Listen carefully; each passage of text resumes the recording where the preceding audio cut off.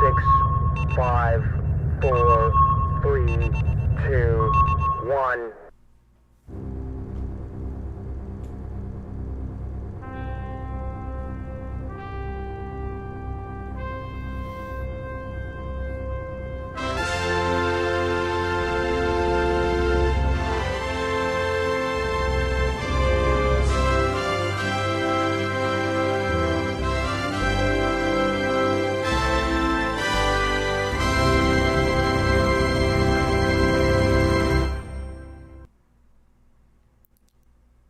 Hey, happy Battlestar Galactica Day, That's everybody. right. We got to start that. Spread that around. Put it everywhere. Battlestar Galactica Day. This ain't no fracking This is Star Wars. This ain't no this is Battlestar Galactica Star Day. Trek. Yeah, exactly. It's BSG Day. Welcome to season 6 of IFB Interfleet Broadcasting, our award-winning pop culture, sci-fi, news, and entertainment channel. I'm New York Pete, and my co-host, best buddy, is Krista Tipsy Toaster, and we're bringing you our unique twists from growing up watching and reading 70s, 80s, and even 90s TV, movies, and cartoons, comic books, reading novels, and of course, visiting conventions. And we're big Battlestar Galactica fans. So welcome Yep. everybody. Today's a special show. We're going to be on for 3 hours. So Couldn't we have talk a Pete into 6, so we have to no, settle we're for going to do 3. three. And we have a list of celebrities and IFB Yeah. crew. Crew So and fans yeah, and just it's about just everybody you can think of.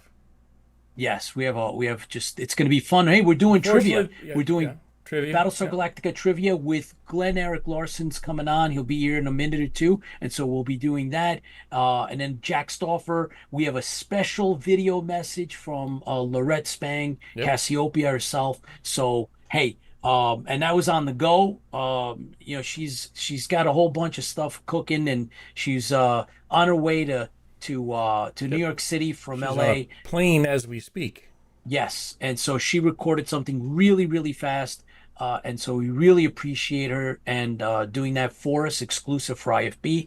So yeah, I see that a lot of you are on with us. Thank you, Eric O'Reilly. Hey, Chuck Davenport, thank you for joining us. Happy Battlestar Galactica Day. Janet Jenkins, Superfan Fran, who's going to pop on in a little bit. Clay Arden, Michael Morlock, Lola, and Paul, Commander Kane, of course. George G in the house. George, thanks for joining us from Madison Square Garden. He's actually at a concert, and thank you for dropping in, George. Happy Battlestar Galactica Day. Appreciate you and everything you do for IFB and everything else that you do. John One, of course. John, I think he'll be dropping in as well, if I'm not mistaken. And Erica,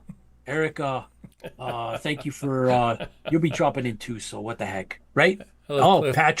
Patrick, thanks for dropping in. What do you Clay. got? What Clay what do you said left? something funny.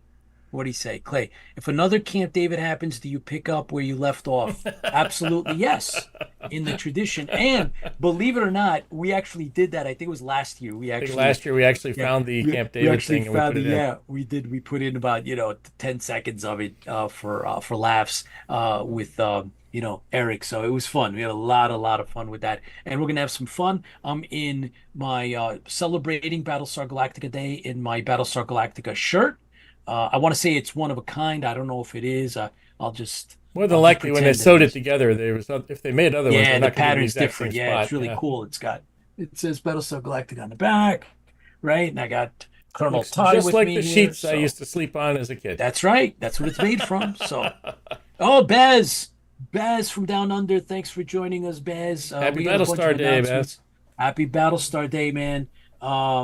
We got a lot of cool stuff cooking. So, excellent. Very, very cool. Mediocre Modeler, greetings, Fleet. Happy BSG Day. Mediocre Modeler will be jumping on with us. I have confirmation from Diana Durango. So she'll come on. She's happy to come on and support Battlestar Galactica Day, IFB, and of course the Stranded Warrior. So she'll come on and give us a little bit of her take on things, which is kind of cool. And then she'll be following it up with a regular interview. So let's see. Let me see, where is All right, it's just us. Let's bring everybody on. Let's toast to the fans. You We say have a everybody. What do couple you of mean? I don't have well, that. we have Doc McCauley and we have Bert Oliver Bomer. All You know, right, you you didn't put up tell a me that. four and we can just You said we were gonna bring them oh, on one come at a on. They're time. in the So green room, man. We got to toast. I'll get them there. Just give me a second.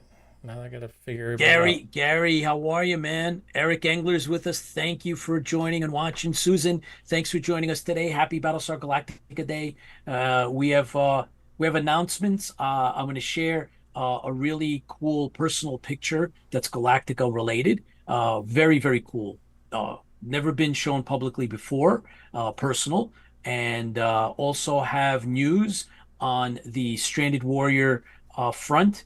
I have an exclusive on that as well to share with you guys. Very proud of that. Today we did I did an interview with a local paper here in New York City, and so there's going to be an article written about us and stuff. So that's really cool. That'll be happening. Rob Baum, thank you. Casper, thank you for joining us. Hello from Daytona. So hello from IFB, and happy Battlestar Galactica Day. Appreciate all you guys tuning in. I know that there was a lot of interest in what's going on. So we're just prepping, and here we are. Okay, cool. Well, thanks for joining us, Hang on, I don't know if guys, their audios Bird are and, working and yet. Doc McCauley. Okay, so Check let's audio. let's do a Audio. sound test. Hello. Hello, One. Bert, sound check. Bert, audio. Yeah, all right, we're working. Oh, Great, Bert's on. great, Okay. great to have you here, guys. And it's Battlestar Galactica Day and IFB Season 6 kickoff. Thank you for coming on. It's that time. Tipsy, you have something special. What are you I've doing got there? ambrosia. Ambrosia, perfect. What else would you Because drink on it's Battlestar Galactica Day? Battlestar Galactica Day. That's right. You Well, shouldn't drink anything that goes into the IFB cup is special, so it's magical. It doesn't matter. It could be Turns anything. into Hold that up ambrosia. again, I want a cup Tipsy. like that. Hold that up again, Tipsy. Hold on. That goes into another franchise as well. Ghostbusters 2. Do you remember the slime from Yes. Ghostbusters 2? That's There you right. go. Very good. Very good, Doc. That looks like. Absolutely. All right. Well, here's to the fans, guys.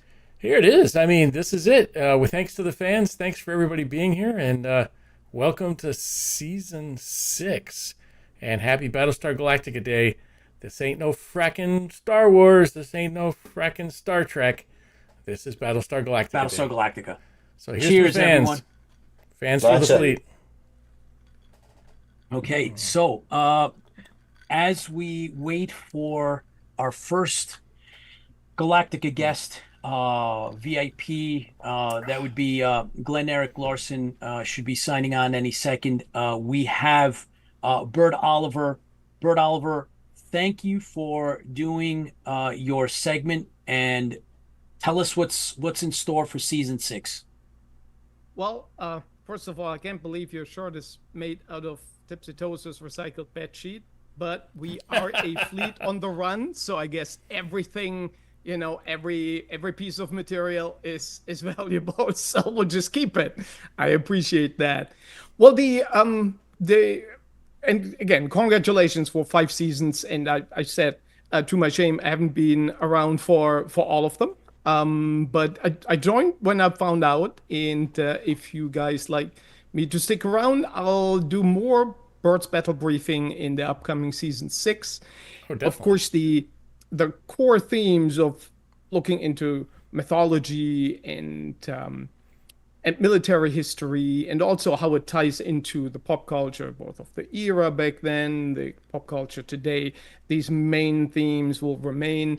But of course, there's a lot of new stuff I'm preparing, and so we're looking at. I made a joke about your shirt, Pete, but I was semi-serious about the hit and run warfare of the fleet. So we look into this, and it's proper asymmetrical warfare. There are a lot of examples in military history. So we look in the tie-ins how, for example, Starbuck and Apollo, they keep on using deception and misdirection, lots of improvisation to outwit a numerically superior enemy, and that in human history has happened many times. So we'll see what aspects of our own past, feed into this portrayal of the future. So we look into this. We look into the leadership styles. We look at Commander Adama, how his leadership really shapes the fleet and its behavior and its outlook, the morality and morale at the same time.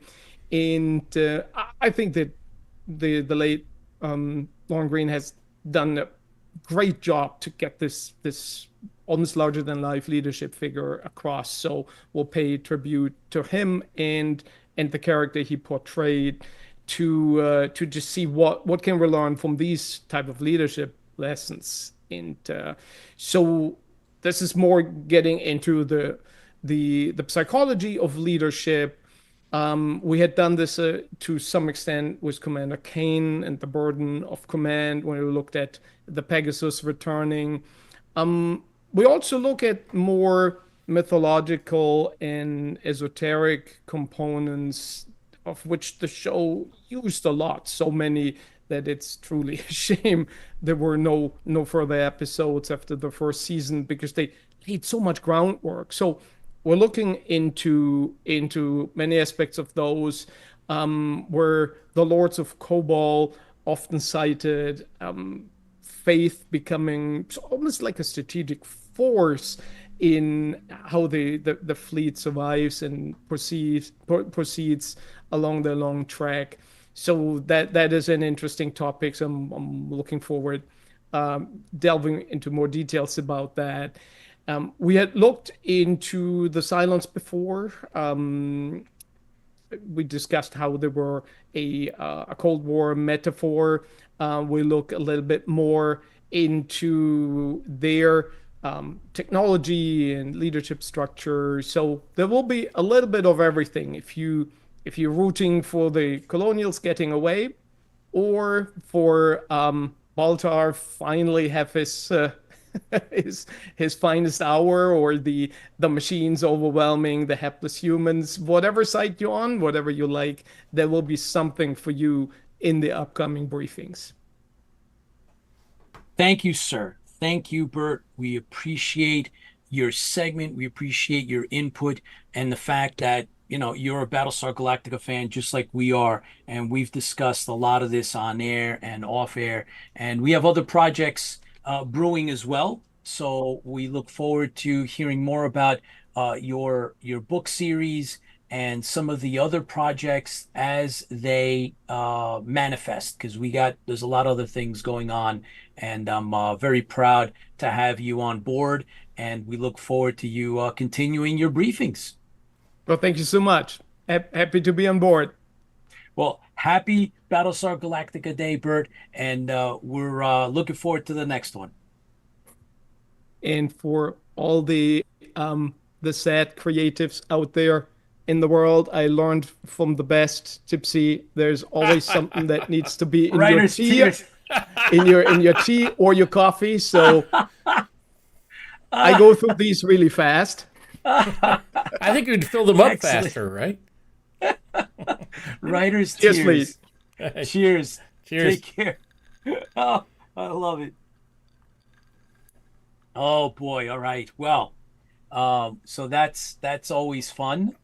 We have with us our first major #1 big celebrity waiting in the green room, and he's going to kick off our annual Battlestar Galactica trivia, which we've taken from our trivia book, and there is more coming up. We have other projects, other things going. We'll have another book we've mentioned with our publisher that's Crystal Lake. So we'll hear from Joe, and he recorded a special Battlestar Galactica Day little video to announce and speak a little bit more about the book that we're all involved in here, at least with of course Doc McCauley and Glenn Eric Larson and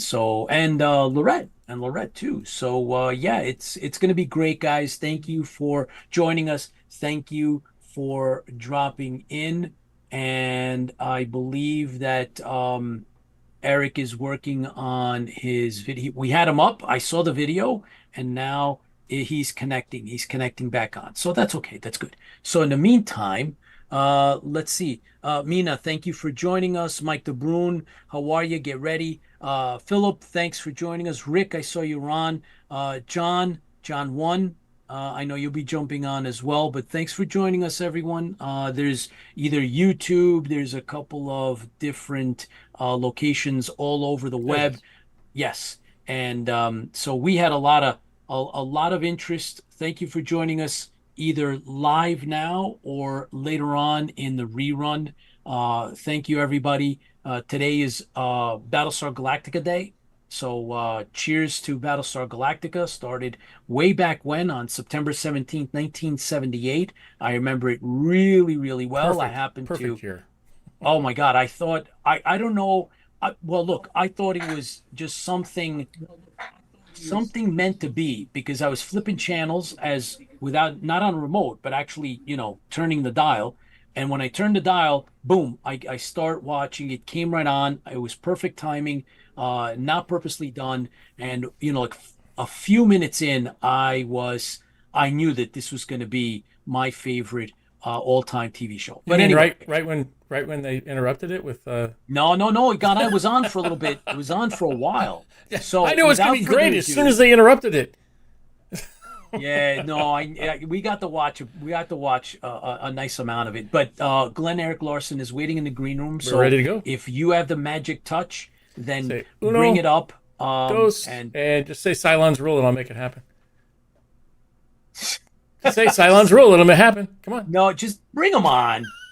Cylon's rule. Come on. Cylon's rule. Eric There we go. has video. There we go. Eric, how are you? Am I here? Yes, you You're are. there. You're here. You're with us. Happy Battlestar Galactica Day. Thank you. Same to you. Thank you. See, there we go. So we're going to start is this off. happening. Everybody else has got I one. have We might as well have one. my Battlestar shirt, Eric. I'm sporting my custom-made Battlestar Galactica shirt made from the sheets. The Yeah, set. that's what it looks like. Yeah, I That's was it. like, That's yeah, what that it looks like is. Oh, absolutely, man. Look, there was a seamstress that was making them, or made one, or I don't know how many she made, but I guess she made as many as she could from a sheet. I happen to get one. I'm proudly wearing it today. It's Battlestar Galactica Day, and it's season 6. We're starting season 6 of Interfleet Broadcasting, and Eric, we do trivia with you. You come on. You're a big supporter of the fandom. Thank you very, very much. We really appreciate it. Not only did your dad create this, the father creator of Battlestar Galactica, but Ooh, good word, you were father in creator. it as well. Yeah. You were yeah, he's look, there was a father creator on that's him, right? Just so. And then Eric was actually in a couple episodes, right? Where you were in Battlestar Galactica, and then in 1980 as well. And Correct. that was Yeah, I was in and, the Greetings from Earth episode, and then also Galactica 1980. So I was in the whole Perfect. series of that. And you also you did other series that your dad produced. So and we've heard some of those stories, which are Fall Guy. awesome. And Yeah. yeah, Yeah, I Fall was in BJ and the Bear. Guy. Excellent. Another good one. Oh man. It was So called Snow White and the Seven Truckers. Was the episode. yes, did you survive that episode? Yes. I Wow. wasn't killed No in that way. one. You didn't get killed off. Yeah, that's cool. Yeah, and then I was in Fall Guy as well, and I died in Fall Guy. Wait, Oh, there should be a man. shocked face I there. don't know. I don't know why. Why did my dad do that?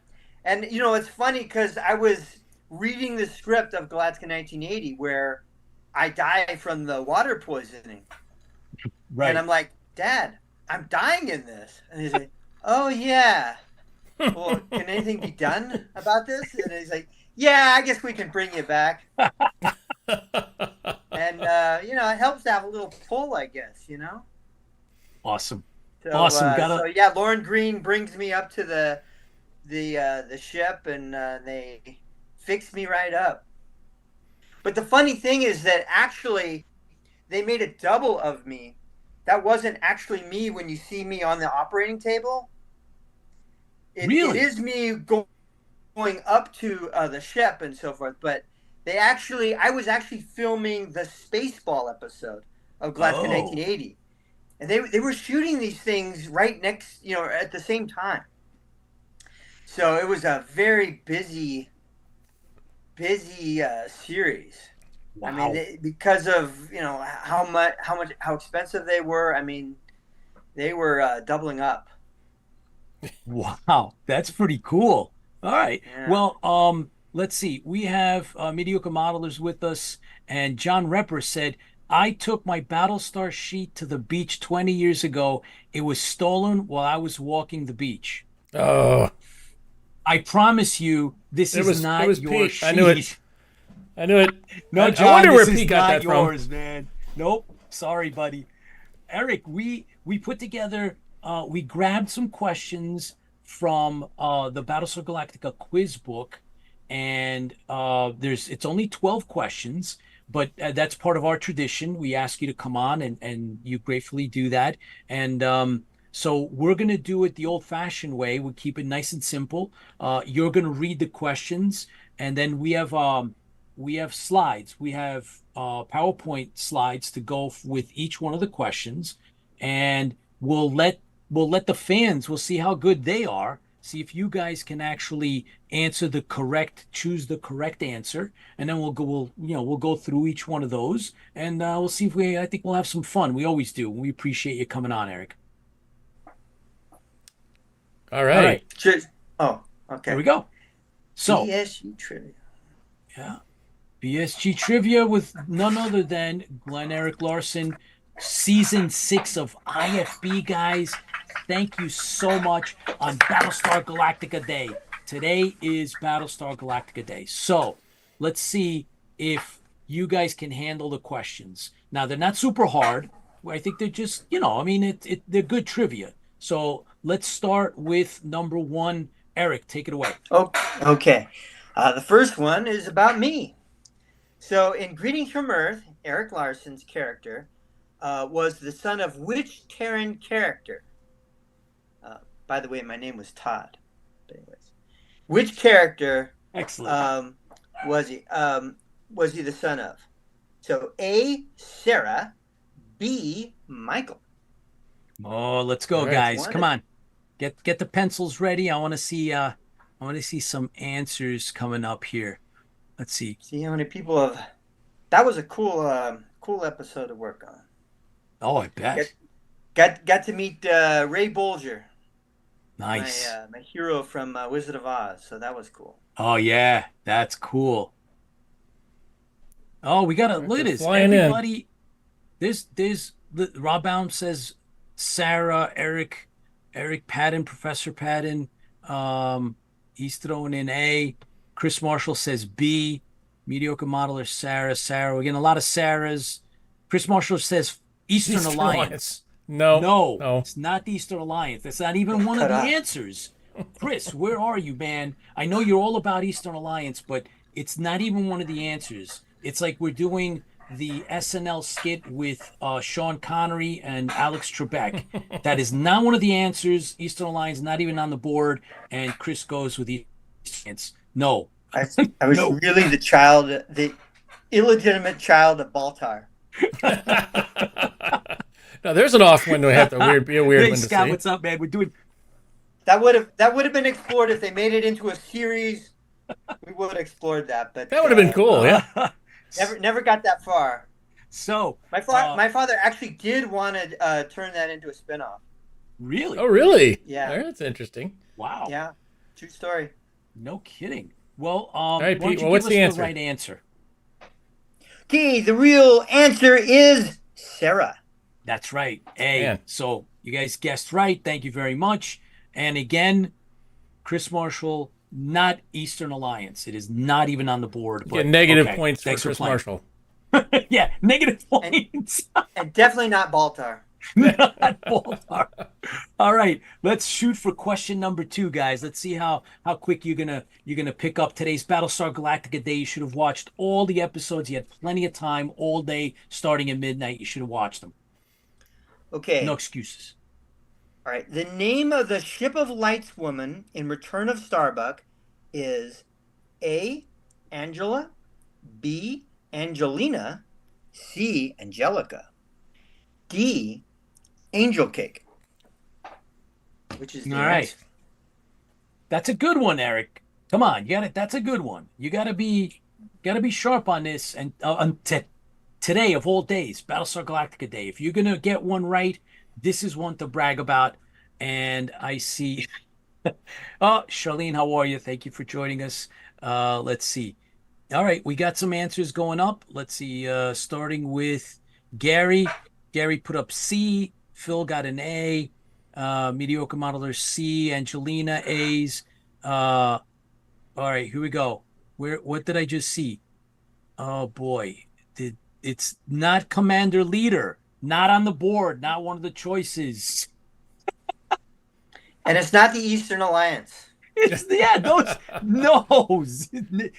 negative points. Chris Marshall, you get negative points. All right, Erica Persiani C, Professor Patton, of course, A, and let's see. John says Angelica, Superfan Fran, Angela. Okay, I think it was Psy. Kim. Do I get to put in the answer? Yes, let's do it. Susan says C. Let's go for the answer there, Eric. Okay, the answer is A. Angela. A. Angela. You know what? Come I on, actually guys. thought it was B. Huh. Yeah, I know. That was like, no, okay. All right. Well, that's okay. You get to, kind of reestablish yourselves and your inner Battlestar with question number 3. It's a good question. Go ahead, Okay. Eric. Which 2 Galactica pilots died in Living Legend? Wow. Okay. I expect okay, here we go. A, it's Bunker and Tags. B, Giles and Green Bean. C, Bowen Shields. D, Shields and Yarnell. Which is it? Shields and Yarnell, man. Oh, Hey, I'm boy. just reading the questions. Good one, Eric. Good one. All right. Let's see. I just realized I should rescue myself from this quiz. All right, Professor Patton. Let's see. Erica, let's see. I should have gone with the A between the 2A and DC. All right, well, let's go. Let's see. Robert Bound, A's. Mediocre Modeler, A. Superfan Fran says it's D. Lots of toasters. Eric Engler. Not on the board. You're going down the Chris Marshall. Well, down. Oh man, I don't know, but let's see. A's. Paradine. Paradine must be Time Tribute Night, bro. Okay, so I think we should just cut it off here. Eric, why don't you give us the correct answer before everybody implodes? The correct answer is the Eastern Alliance. Just kidding. It is A, Bunker and Tags. There you go. All right, guys. Whoever got the A's, I see who got the A's. We can all see who got the A's. So We can play it happened back in and part find out 2. if somebody really messed it up. It happened in part 2 of Living Legend. Thank you, Rob Baum. All right. Very good. Very good. All right, let's move on. Let's go with the next one. Okay. When Galactica debuted on September 17th, 1978, NBC's counter-programming was part 2 of what movie? Ooh. A, King Kong. B, The Towering Inferno. C, Earthquake. D, The Godfather. That's a good one. Which one was it? That's a good one.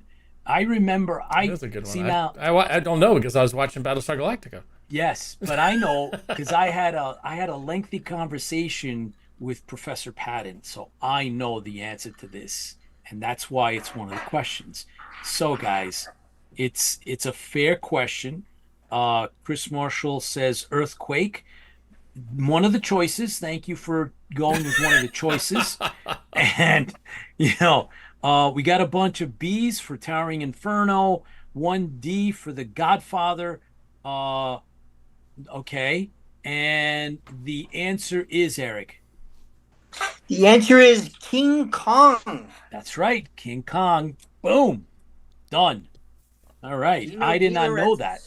I did not know because I didn't watch anything else other than Battlestar. So There wasn't anything on but Battlestar, if you ask me. yeah, as far as I'm concerned, I had to. So when the king was it the interruption came and Jimmy Carter, President Jimmy Carter at the time, there was this whole to do. I had to go on an errand, and it was so cool because I came back perfectly timed to just start watching Battlestar as it picked up, and I was like, this can't be better. It was fantastic. All right, next one, please, Eric. Yes. And a lot of people don't realize that there were 60 million people that tuned in to Battlestar when it came out. That's It's a incredible. whole lot That's of a lot for Wow. back then, too. Yeah. Yeah. In the Hand of God, Apollo says the Galactica was launched over how many yarns ago? Ooh. A, 500. B, 50. C, 100. D, 1,000. Wow, that's a good one. That just plays into the lore of Battlestar, right? Those numbers are significant, right? And even 50 is significant, but those other ones are really something, man. So, let's see who's got this. Scott says he's got a perfect score. I don't know. Let's go so far. So you're saying, all right, Scott says it's 4. Lola never paid attention to the other programming. That's right. 1,000 yarns, A's, 500 A's, 500s, D's. I hate number questions. Just answer it then, Rob. You don't have to. Come on, man. You got this. All right. Let her rip, Eric. All right. And the answer is the Eastern Alliance. So, the answer is. Chris is happy. Chris is happy. The answer is 500. Yes. 500 years prior, which is pretty crazy. Well, I heard that. I was like, whoa, very cool. Anyway, all right. So we got another one. It's a true and false, Eric. How about the next one? Okay. True or false? Jean-Pierre Dorliac is a French costume designer who won 2 Emmys for his work on BSG, 1978. True, A, or B, false? Which one is it? Come on, guys. Let's go with this. You got to this. We've had Jean-Pierre on twice on IFB, and he has given us all kinds of cool stuff, backstories, and all kinds of cool information. Nice, really nice guy here with us here on IFB, and he's we'll probably have him on again later in the year. Because he's open to come back and open to talk with us, and really, really nice. It's funny. He's still. Oh, there it was. I'll tell you later. No, go ahead, Eric. Go ahead. No, I was gonna say that he still remembers putting on my costume all those years ago. I mean, that was a long time ago. No, it was a little astronaut outfit that we had. Yeah. He actually talked about it. I don't remember if it was the first or the second time when he came on. He actually did mention. And his recollections are really sharp. He took on questions that the fans put up, and it was just a lot of fun. So he was nominated for an Oscar for Somewhere in Time. Yes, he was. And not anything to do. Well, I don't know. Those Eastern Alliance uniforms. Yeah, I mean, he did all the uniforms. He said did them all. He did all of them. So that's right. He did do the Eastern Alliance.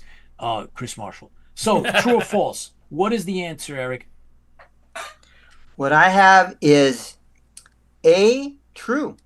There we go. All right. So, let's just go to the next side. Next one's a good one, too. I mean, I like them all. Also, a lot of people don't know is that he also did the Michael Knight costume. Whoa. Really? Whoa. Yeah, Michael Knight's outfit is from Dorliac. Nice. See that? That's why you tune in. You tune in so that we can get and all of Aaron Gray's Buck Roger uniforms. That's from him too. Thank you, sir. Thank you, Mr. Dorliac, for those. Thank you, Mr. Julian. Yes, that's right. Excellent. All right, I think she wanted them all destroyed. I think after doing Buck Rogers.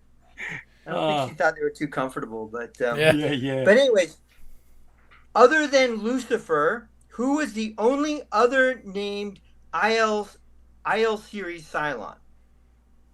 A. Spectre. B. Lucian.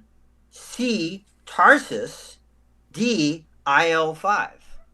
Come on, man. This is a good one, and we've talked about it on air. We've discussed this, so it shouldn't be complicated. And you guys, it's Battlestar Galactica Day, and so that should be helpful. Just the fact that it is the Battlestar Galactica Day, that should help you through osmosis, and it should just enlighten all of us. We've talked about it a bit on the show. Looks like a lot of people got that one. A lot of people think it's A. Yeah. All right, are we ready? Yes, we're ready. Okay. A is Spectre. Spectre. Come on, guys. I love Spectre. They had another book that came out that he was kind of majorly in later on. One of the, I think it was 13 or 14, the books. Yeah. So it's Spectre, right? IL series. The other IL series Cylon that's named is Spectre. We had a great episode. Anyway, all right. So go on. We got another true or false, Eric. Okay. True or false? The Battlestar Galactica co-star Dirk Benedict, a.k.a. Lieutenant Starbuck, appeared in every episode of the A-Team. A, false. B, true. Which one is it? I think you got a 50-50 chance here.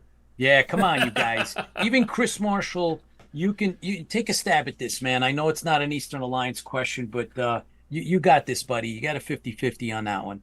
So, Erica says she got all four of them. Cool. Okay. Oh, we got A's and B's. So there's a couple. Yeah, there's A's, false. Okay. All right. So, Eric, enlighten us. The answer is false. False.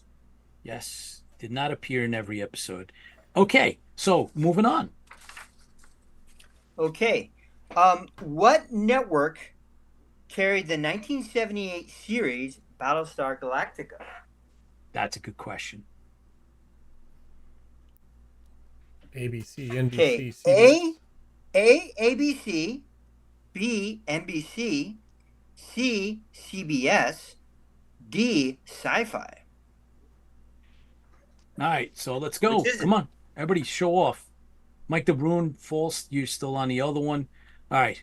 Gary says B and A's. Come on. Anybody else? Got good. And there's John Repper puts in okay. Oh boy. A. Okay, let's go. Do it. Give it away. We kind of did. Okay, and the answer is A. That's right. ABC. ABC, guys. Oh, yeah, that's cool. All right, next one up, Eric. All right. What was the name of the ship in the ragtag fleet that used a patch shaped like a half circle, dark outline, red interior, and a white lightning bolt diagonally across from one end to the other? All right, so one of the ships in the ragtag fleet had a specific patch, and it was worn throughout the episode by those on that ship.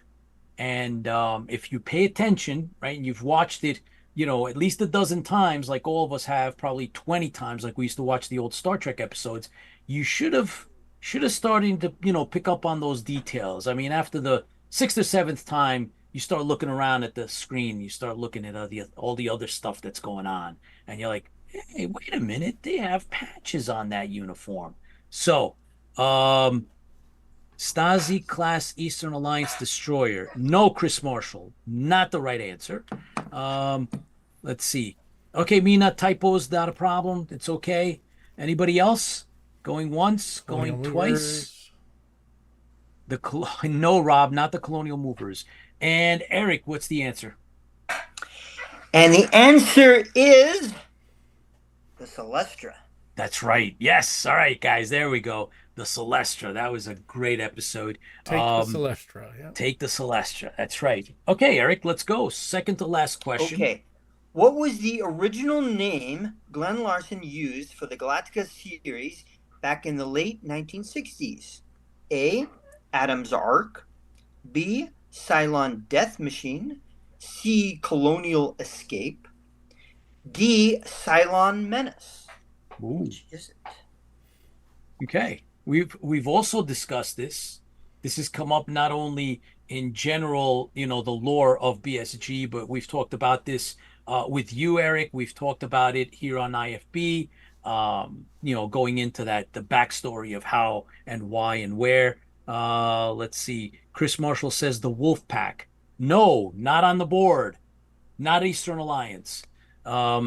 Next year, I think, Eric, we're going to come up with a couple of Eastern Alliance questions just to see if we can make Chris Marshall happy.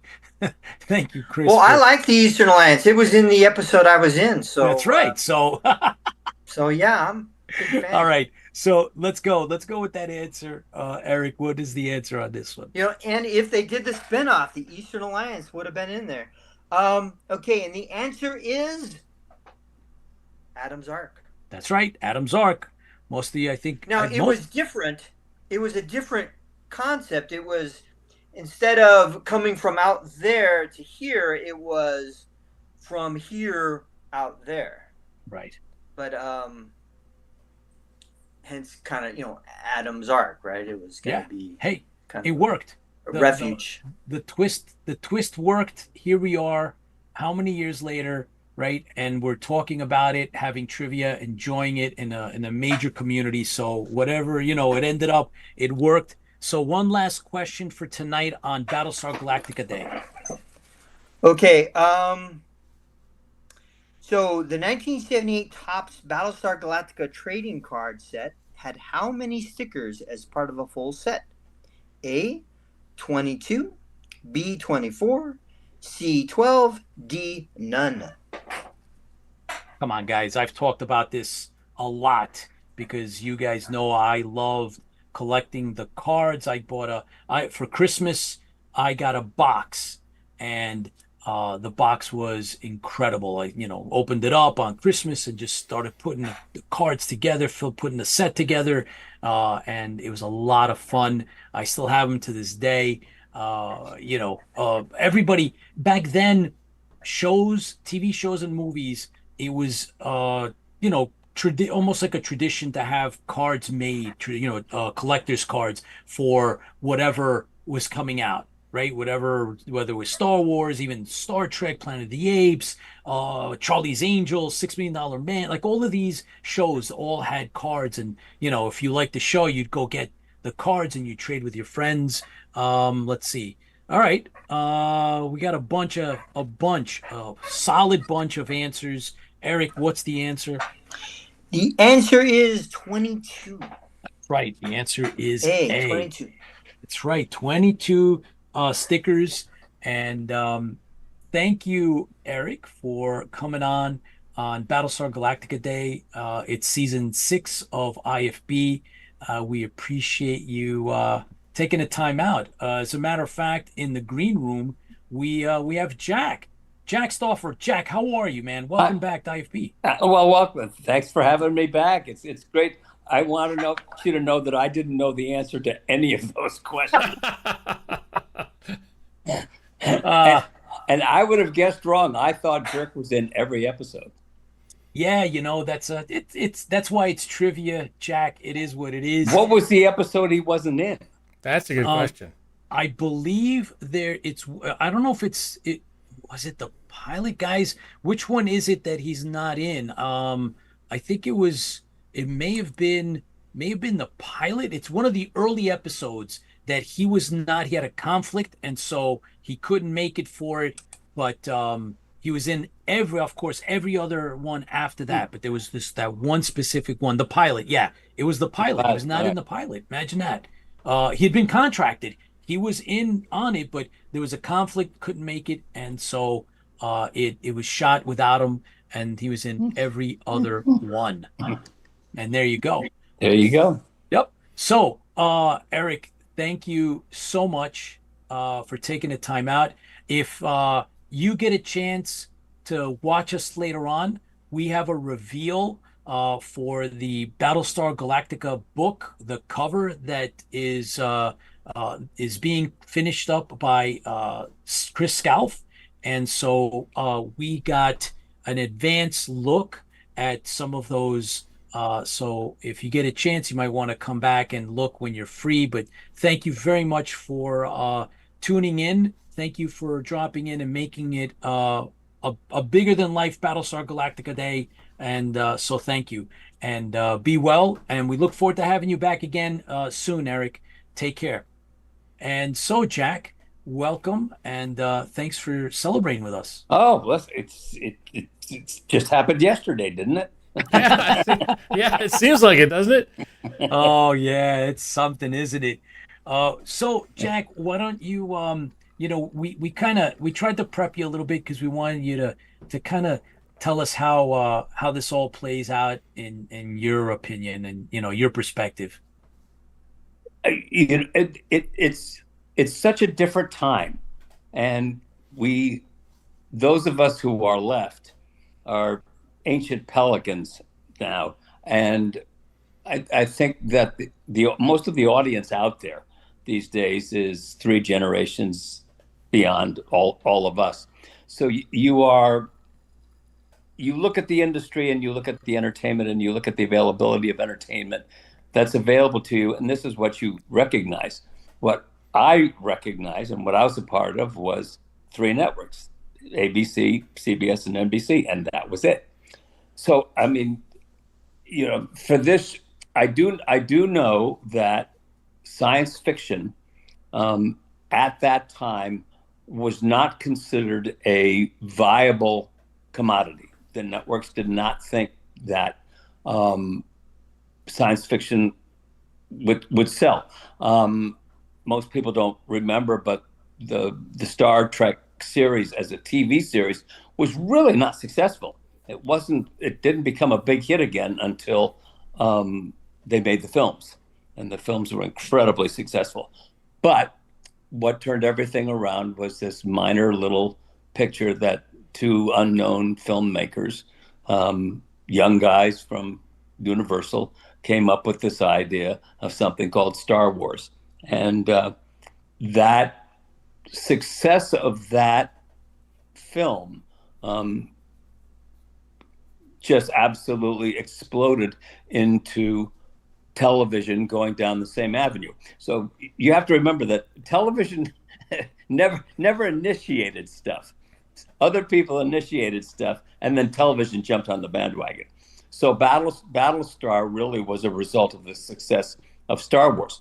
And it's what was incredible about it was that when Glenn made the 3-hour, Glenn made the pilot, nobody knew how successful it would be. And I've told you this before, and it turned out to have the highest viewer rating since Brian's Song. And that was the reason that it went into a series, which was part of its success and part of its failure, because they just said, oh my God, look what we got in the numbers for it. Let's make it into a series. And really, they had no idea of, how to do this as a series. They tried to put it into the formula of making hour-long episodes and had no clue as to the difficulty of doing this, which we have talked about, the problems on the set, the problems with the script. They didn't have scripts. They didn't have any special effects other than was in the pilot. The lesson was learned by the people who did Babylon 5, who were in pre-production for 5 years before they even started shooting the episodes.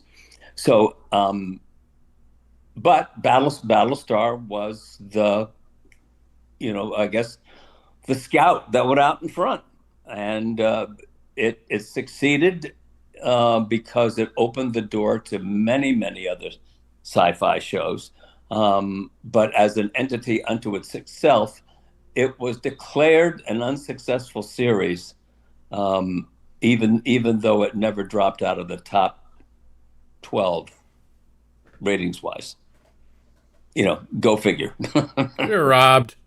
So Jack, what do you say?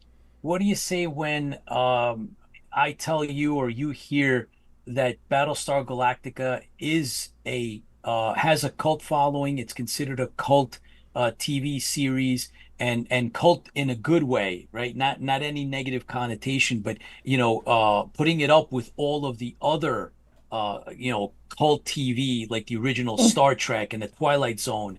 I believe strongly, and many others, that it has earned that status. What do you think of that? I agree. And I think the fact that it has continued to be successful is a result. And I go back to my dear departed friend Richard Hatch, who never lost faith in this show, who was the driving force behind it. Even after it was canceled, he wrote the books, and when we made the trailer for Battlestar Galactica: The Second Coming, which literally was 20 years after the show went off the air, people showed up, in hordes to be part of this, and it was the fans. I mean, Richard did this with his money and a few dollars that he borrowed from me, and he really tried everything that he could to get this show back on the air. And when we filmed, we didn't have money. He didn't have money to hire extras. It was the fans. The fans brought their own costumes. The fan brought their own laser Props. guns. Yeah. The fans were an incredible part of the background of the Second Coming trailer. And then Richard took it, and we all know that we didn't have the rights to it. But he took it to Universal, and he took it to Glenn, and he took it to other people, and there was just no interest in it. The two people that he got interested in it really were Tom DeSanto and Bryan Singer. And Bryan Singer was probably the greatest attribute that we had. But when Richard ran into the difficulty with it, Richard and I, with him on a great many of these things, we hit the convention circuit. And he showed that trailer at every convention and told the fans to write in. And the fans wrote in, first by the tens, then by the hundreds, then by the thousands. And thousands of letters went into Universal until Universal finally said, we're getting so many letters here, maybe there is a need for this. So they, instead of giving it to Richard and telling him to go forward, which you and I have discussed, the differences between management and labor, they handed it to Ron Moore, who remade the show by changing characters and stuff. And the reason I think that show was successful was by the time that show was made and came out in 2004, the show was 3 generations removed from the original audience.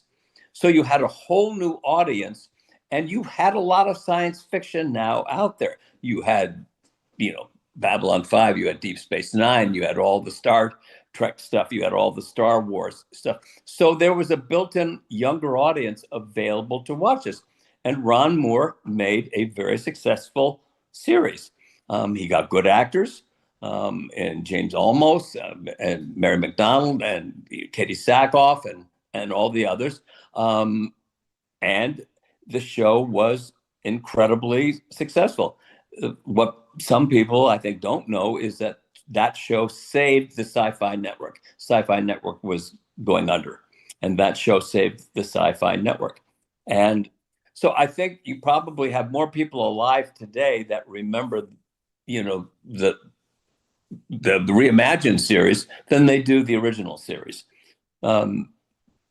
We're ecstatic that anybody remembers the original series because, all of us, when you go back and think about this, in 1978, we were all younger actors in our prime, and now we're all ancient pelicans, and a lot of us are leaving this world, and so that's my answer. I think the fact that there are still fans that love it. You know how I feel about the fans. I think the fans are the most important thing in the industry. And I will always be eternally grateful, as I know the rest of the cast was, to the people that tuned in to watch this. Because as I've said often, if you don't tune in, it won't stay on the air. And people tuned in. And again, I think the fans were the best part of the show. Absolutely. Jack, I have a couple of comments that came up. Gary Herder, welcome, Jack. Great to have you back. Ralph Duran, hello, Jack. Great to Hi, see Ralph. you. Greetings from Houston and Team Viper. So amongst the well wishes that the fans are posting that I get to see here, Jack, we are always grateful when you take the time out to come see us.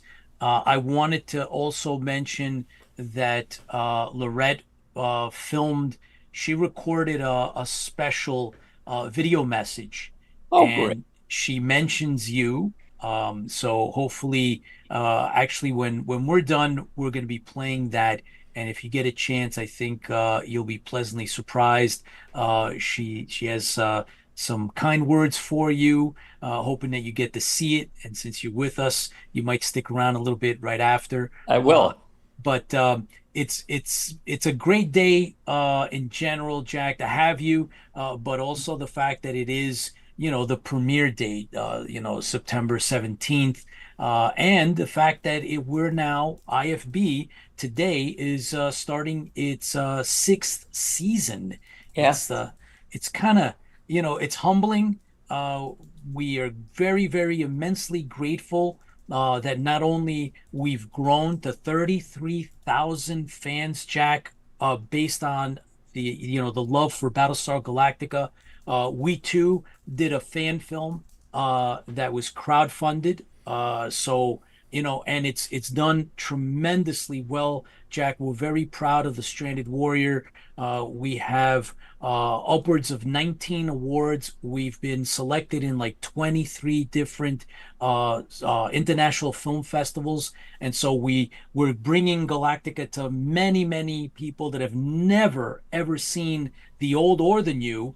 And so it's been a heck of a ride so far. We're not done. There's still more news and screenings that are happening. And there's one in Brooklyn, the Brooklyn Sci-Fi Film Festival that's close to me. I'm in New York City, and that's happening in October. So we're hoping to get down there. So it's alive, Jack. And I'll tell you, we took on the Star Trek fan films. We've taken on the Star Wars fan films. They're the elephants in the room, and of course the superhero. And we've done really, really well. We're very proud of ourselves, and having you on the show is a lot of fun. It gives us goosebumps to have. It's Bojay is on IFB. Well, You're one of our heroes. You know that. I would have never thought I'd been talking. All I am is because I'm such a fan of Yellowstone and that whole thing. We were the trailblazers, and I think it's great now because of modern technology. We all know there are so many talented people out there. When I was part of the business, I mean, there was no way to promote yourself. You had to have an agent. You got auditions and there were only 3 networks, and there was only a limited amount of airtime that you could show something. There was no such thing as fan run films and fan made films. Yeah. Technology has now allowed people like you who have talent, who have access to equipment that did not exist when we were doing Galactica, that you can go out and make something like the Stranded Warrior. And the fact that it's as successful as it is a tribute to, all of your talent, all of your ability, your writing skills, your directing skills, your acting skills, and the availability of the iPhone, which I've laughingly said you can make Gone with the Wind with an iPhone these days and edit it in your living room. So that, that technological advantage that you have allows you to do this. And what's great about it is that you have seized on this and forged your own path. When, all of us were active in the industry, that path did not exist. So I commend you. I think it's great that you do what you do. I think the fact that you can make your own Battlestar Galactica movie and be on the bridge and have your own characters and be stars and go out and show them at these film festivals, I think it's fantastic. It's a world that, didn't exist in our time, and it's a world that will keep on expanding after we're gone. And I, as I say to all of you, which I've said so many times, never give up on your dreams. If this is something that is in your heart, find a way to go do it. And now you have ways to do it, which you can do very, economically, with the ability with green screen and to do effects and stuff. And there's just so many creative people out there. Surround yourself with good people. Yes, fans, and let them do their jobs. Yep. Thank you, Jack. That is that means much a lot. appreciated. Yes, it does. Thank you again. Cheers to you, Jack, for Thanks. just being there and supporting the fans and coming on the show. There's a bunch of questions.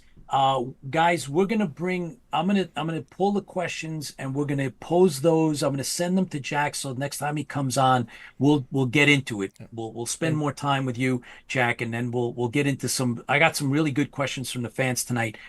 We will do those in a future show. Yep. And we have you on every month. So well, I knew this was a short one, and because we do want to do the one thing that we were talked so much about the difference between acting and directing for stage and film, and that's something that I can go on for hours about. But I know my time is short tonight, so I just want to say to all the people that are watching and the fans that you are. I get very emotional over this. You are very dear to my heart.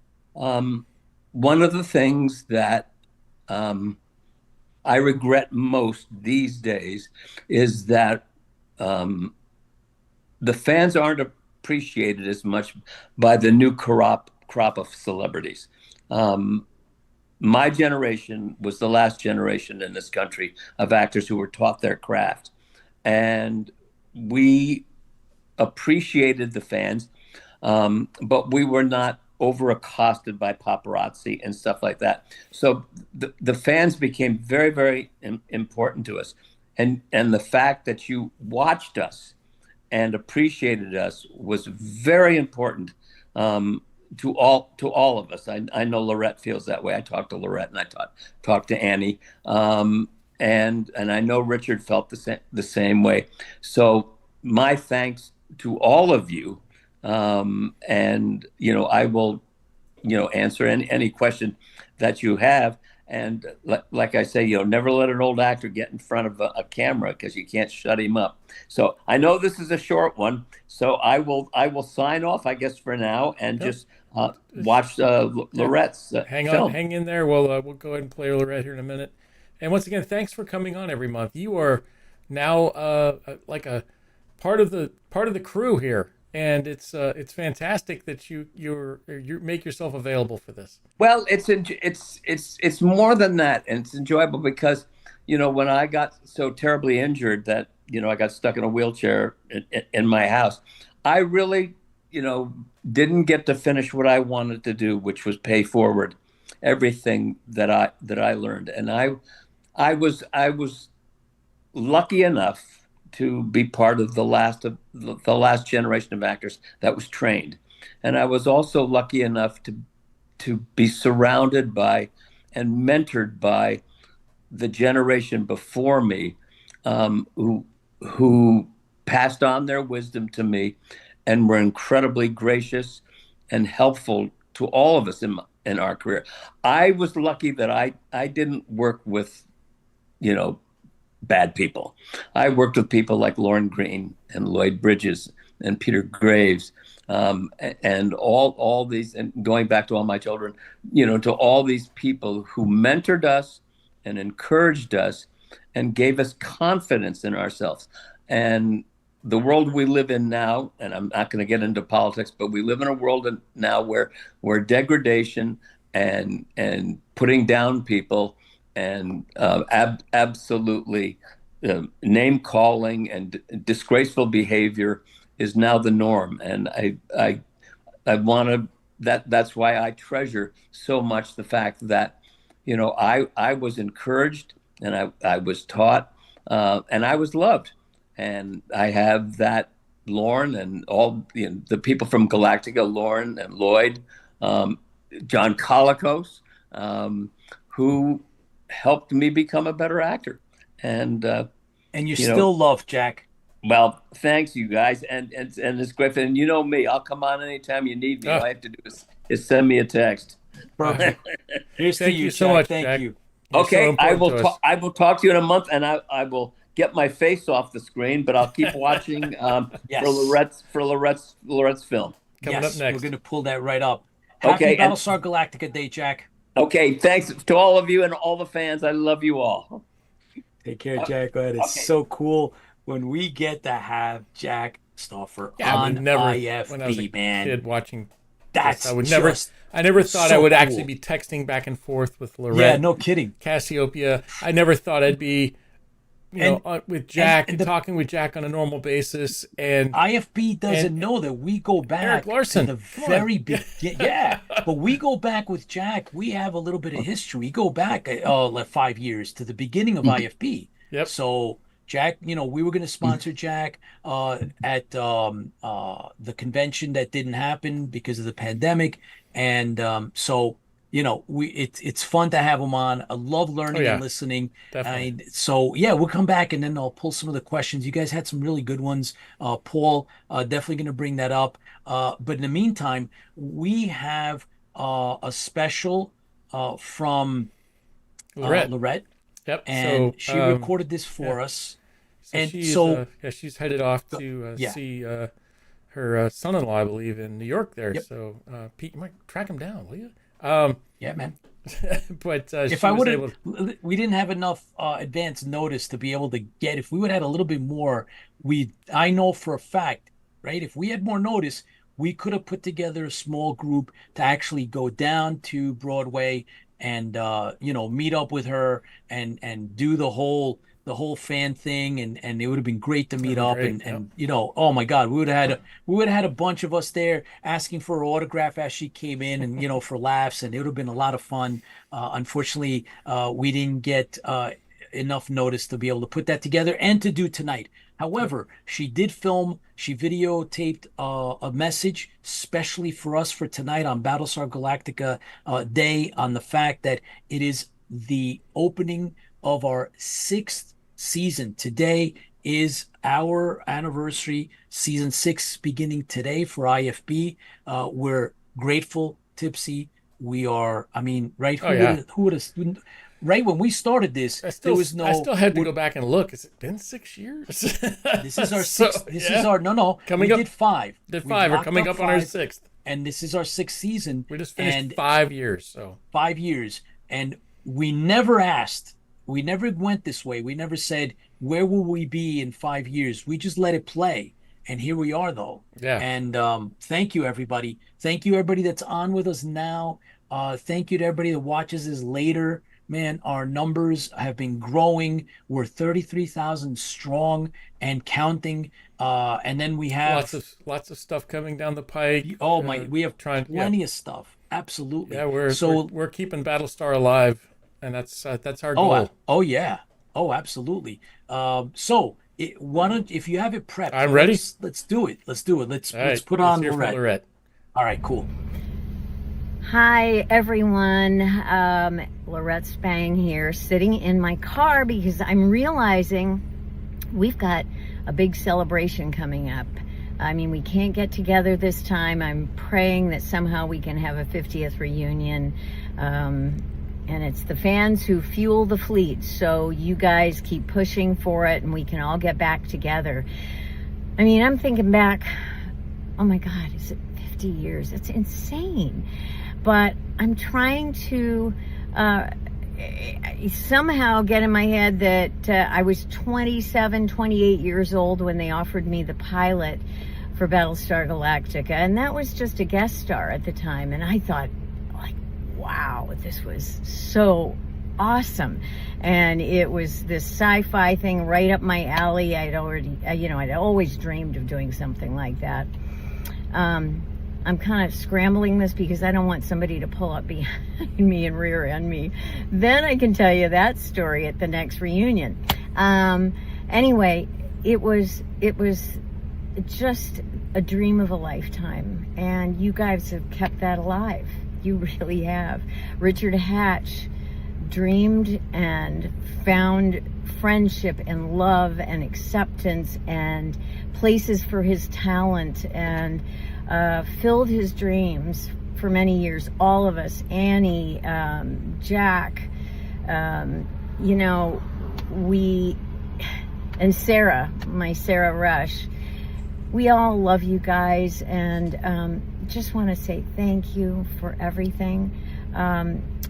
Also, we have another book coming out, not mine personally, but our sweet, wonderful Interfleet guys have another super book with all kinds of questions and quizzes and fun things about Battlestar Galactica, and I wrote the introduction to it. So that is coming out with Silver Lake Publishing, I believe. And please, you guys, keep it going. Keep writing. Write to me at Facebook, Lorette Spang. I'm on Instagram under Lorette Spang McCook. I'm also doing my Sugar Butter Mom again because it's such a crazy world. When I started that, it was the pandemic, and now it feels like it's just as crazy. So I'm doing that as well. It's really hot in this car. Oh my God, it's 100 degrees in LA. So I'm going tomorrow to New York City. Any of you who are there, to see my son-in-law, John Krause, starring on Broadway in Hadestown for a couple weeks. And we're so proud of him. He was in the original company, and now they've had him come back to star in it. Super, super, super. So I'm going to see my Molly McCook there. We're really going to have a blast staying with my best friend, Julia Duffy. Did you know that Julia Duffy's doing, oh gosh, I'm going to forget the name of the pilot of the series. It's with Kiki Palmer, Julia Duffy, and it's that neighborhood. You know what? You're just going to have to ask me. Say, hey, old woman, what was the name of that thing? So I love you guys. Big hugs to you, and let's get this fracking thing moving and get Dirk Benedict off his butt and get him there to one of these things so that we can all be together again. And our sweet Jack Stauffer, please, Jack. I mean, somehow we're going to get him out and to see all you guys because he needs to know how much he's loved. So happy 50th to all of you, and I hope to talk to you and see you in person very soon. Bye. And there you go. Yep. Right? So thank Yep. you, Lorette. We the publisher is Crystal Lake. Crystal Lake, and Joe from Crystal Lake filmed he also recorded a little spot talking about the next book, that it's for the love of Battlestar, and we're really, really proud and happy to have Lorette involved, and also Eric Larson, and then Doc McCauley. And so it's going to be, we have Bert Oliver Bulmer and Professor Patton. All thank you for donating your time and putting this labor of love and we have the reveal tonight. So it's a minute. Let's see if we can get can you get Joe's Yep, I'm ready to go. Ready? All right, yeah, let's do it. Hang on, let me a second. Let me make Okay. sure I got the audio. All right, so we have a Connected. 1 minute video 146. from Joe, who is the publisher at Yep, Crystal here you go. Lake. Hey everyone, Joe Maynard here from Crystal Lake Publishing. Today marks a very special. The original Battlestar Galactica is 47 years old, almost 5 decades later, and it's still alive and kicking in the hearts of fans around the world. That says a lot about how powerful and timeless this story really is. Here at Crystal Lake Publishing, we believe stories like Battlestar Galactica deserve to keep flying strong for generations to come. That's why we're so excited to be publishing For the Love of Battlestar next year. A love story to the show, the universe, and the incredible community that has kept it alive all these years. It's truly an honor. And this is just the beginning. We hope to bring you even more projects that celebrate this iconic series. So as Battlestar turns 47, let's raise a toast to the crew, the Cylons, and the fans who've carried this torch. Happy birthday, Battlestar Galactica. May the journey continue. Excellent. That's really cool. May the journey continue. May the journey continue. Cheers. We'll find Earth someday, or the Cylons will shoot you down someday. All right. Anyway, we also have the reveal for the cover art. Chris Scalf Did you send has that been to working me? on it. I did. It's in the PowerPoint. So okay. I wanted to so in the meantime, actually there's a couple of things we're waiting for. Let's see, where is Doc Macaulay? This is IFB. Doctor, give me the Yes. news. Where I'm not going to where say the rest is of that. Doc Macaulay? Sorry, Doc. So Nope. we have, well, because we want to do the reveal. However, I did promise Chris to share. I wanted to share a private picture that was taken back in, I think it was 1981, on the Universal lot in California. Okay. And you're gonna get you're gonna get a kick out of it because it features one of your favorites in this picture. It happens to be my brother-in-law and my wife Janet were on a tour of Universal, and lo and behold, at one of the shops in Universal, there is one of our beloved Battlestar Galactica characters, and my wife shared this picture today for Battlestar Galactica Day, and so when you're ready, I am, but it's we just can. kind of squished out for some reason. Give me 1 second. It doesn't look right. Okay. All right. Yeah, so weird. so the problem sometimes, guys, when we create PowerPoint with Microsoft, we transfer it over to Google Docs and it doesn't kind of play well. But so sometimes that's one of the issues that we have, but it's not a deal breaker. You fixed it. See? It. Excellent. I don't know how I did it, but I fixed. Just kidding. But you did. All right. So here it is for Battlestar Galactica Day. We have a picture that has never been seen outside of family circles. And whoops, did it go to autoplay? Yeah, it went to autoplay. Give me a second. Okay. So yeah, so you saw, we'll bring it back and you'll see that it's my brother-in-law, Tom, and his sister Janet, my wife, at Universal Studios, 1981.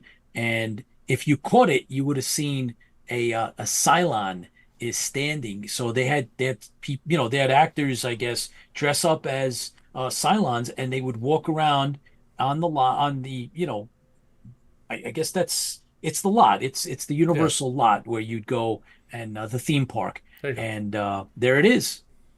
Now there's these other kids. We don't know who they are. They probably just ran up as my They got these my weird black father-in-law. things across their face. That's weird. Yeah, we can't. We don't know who they are. We don't have their permission, so I figured it'd be safer to just keep their anonymity. But there you go, guys.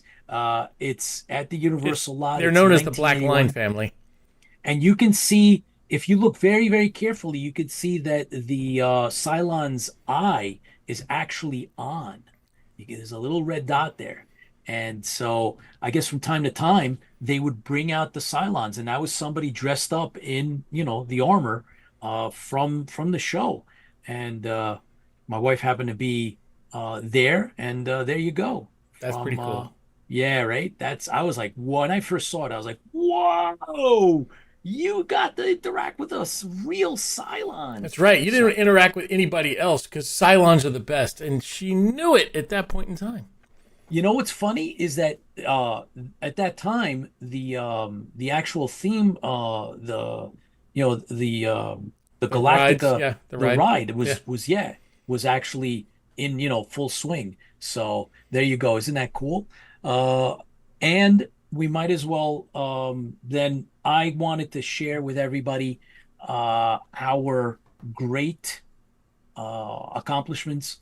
We alluded to the Stranded Warrior, and so I went ahead and I redid the official poster, the award-winning poster with all of our laurels that we've gotten, including 2 special awards. And so that was what came up right after this, Tipsy. If you have I'm trying to refix it now, but we'll just play it this way. Okay, there you go. Okay.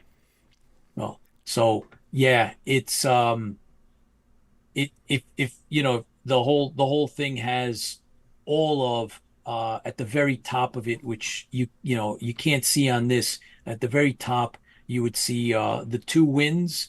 We have a win for best VFX, and then we have a win for best fan film, plus a whole slew of other wins, honorable mentions, poster won. I mean, it's incredible what we've been able to accomplish, and it's 19 awards, I guess 24 we selections. should say what we've been able to accomplish with the helps of the fans. And It was crowdfunded, and you guys, not only did you guys support the project, but many of you came out, flew in. And we flew in to be background colonial warriors. Thank you so much for doing that, guys. So all of this is because you directly participated and you guys all supported. So I wanted to share all of that. And there you are. I mean, I will be posting it in its correct, length, right? So it's kind of, I don't know what, it got twisted somehow, but the actual poster, I'll put it up on our website, on our Facebook, on our Facebook IFB page with all of those laurels. We expect to have more, so stay tuned for others and stay tuned for more. But I thought it was kind of fun to reveal that tonight on Battlestar Galactica Day and first episode of season 6. And I thought that was just kind of fun. Remember, we're doing an extra hour tonight, right? We have our crew is coming on. John 1 is waiting to come on and give us a little bit of his thoughts today on Battlestar Galactica Day. So let's see if we can get him on. Give me one second. John, you need to get your camera up and running if you can, so you can pop on. And we can we can reveal and discuss more of what's what and what's going on, because I want to also, at some point, I want to show you guys the actual book cover, and maybe we'll get some opinions, we'll get some feedback, because we have the drafts, right? Chris Scalf sent us the drafts for the book cover. So he sent us some of the materials raw on what he was doing, and then there's 2 possible images for the book, for the love of Battlestar, which Crystal Lake is publishing. You guys saw the video. We're so happy to be able to do that. It's essays and trivia and an original story by none other than Doc McCauley. And it's a lot of fun. And of course, Eric Larson's involved, and Lorette as well. They've all contributed to it, and it's a a labor of love dedicated to our favorite show. And so this is the cover. We'll have a cover reveal. Hey, And I fixed it. you fixed it. There it is. There you go. There it is in 19 awards, right? 24 selections, and that is up to now for the Stranded Warrior. And we're very, very proud of the accomplishments, best director, and a lot of other awards. It's not only for the film, it's for the trailer, it's for the poster, and then it gets the VFX, and then there's nominations for producers and for costume, and there's a lot of stuff and things that we're waiting on. And so we'll let you know as soon as we get a chance. And who But, is standing right there in the poster, by the way? well, that's supposed to be Captain Martin, but So it's Captain Martin, but that's actually you in it's uniform. actually me. But yeah, nobody knows. It's Captain Martin. Shh. Anyway, so we have with us John 1 is waiting, and we have Professor Eric Patton that's waiting in the wings in the green room, waiting to come on John one's in and give twice. us What's going on here? a few good words today on Battlestar Galactica Day. And you guys should be able to see the award-winning poster. 19 awards, 24 selections. We're very proud of that, guys, because we've beat out Star Wars, Star Trek, superhero, and a lot of other fan films. And this is our way of showing off the fact that Battlestar fans are just as talented as any of the others, and we've done pretty good. So when Tipsy, as soon as you can get John 1 up, John's in twice. John, you need to come out at least once because I can't do you twice. That doesn't sound right. I can't put you in twice. Okay. So John left. Okay. John, click out of that one and then come back. Yeah, there we go. All right, Professor Patton is up. Put on Professor Patton. I'd like to hear a couple of good things because today is Battlestar Galactica Day. So I know that today is Tipsy Push the Damn Button Day. Yeah, that too. But that's always what happens. But you guys can see that that's our poster. Oh, I got John. How's that? Oh, John's back. Well, there we go. There's John. There we go. Look at John, that shirt. That shirt's amazing, sir. That is an awesome shirt, but almost as good as the Battlestar Galactica shirt that I got. But anyway, John, thank you for coming on. Thank you for being a part of IFB and Battlestar Galactica Day. It's all you now. Oops. Damn. No audio. There we go. Working on Silence. it. Hang on. Give me a second. Silence. I gotta there we go. There he is. Is it him or me? I don't know. Check. Good. Check. Damn. Check. So, Sound check, John. Yeah, we're good. No, we're not. Yes, I can hear him. That's good. Now, how about now? Good. Now we good. Now we good. Yeah, now we're good. Okay. Congratulations on all the awards, team. Very good. Yeah, you were part of that 5 years. team. Don't yeah. You were running around behind the scenes, sir. Oh, I like doing that. I like being the man behind the curtain. It's been great And fun. we wouldn't have Great. pictures if it wasn't for you because you ran around and took photos. It's been a great time. I really enjoy it. Being part of Interfleet Broadcasting has really had a good time.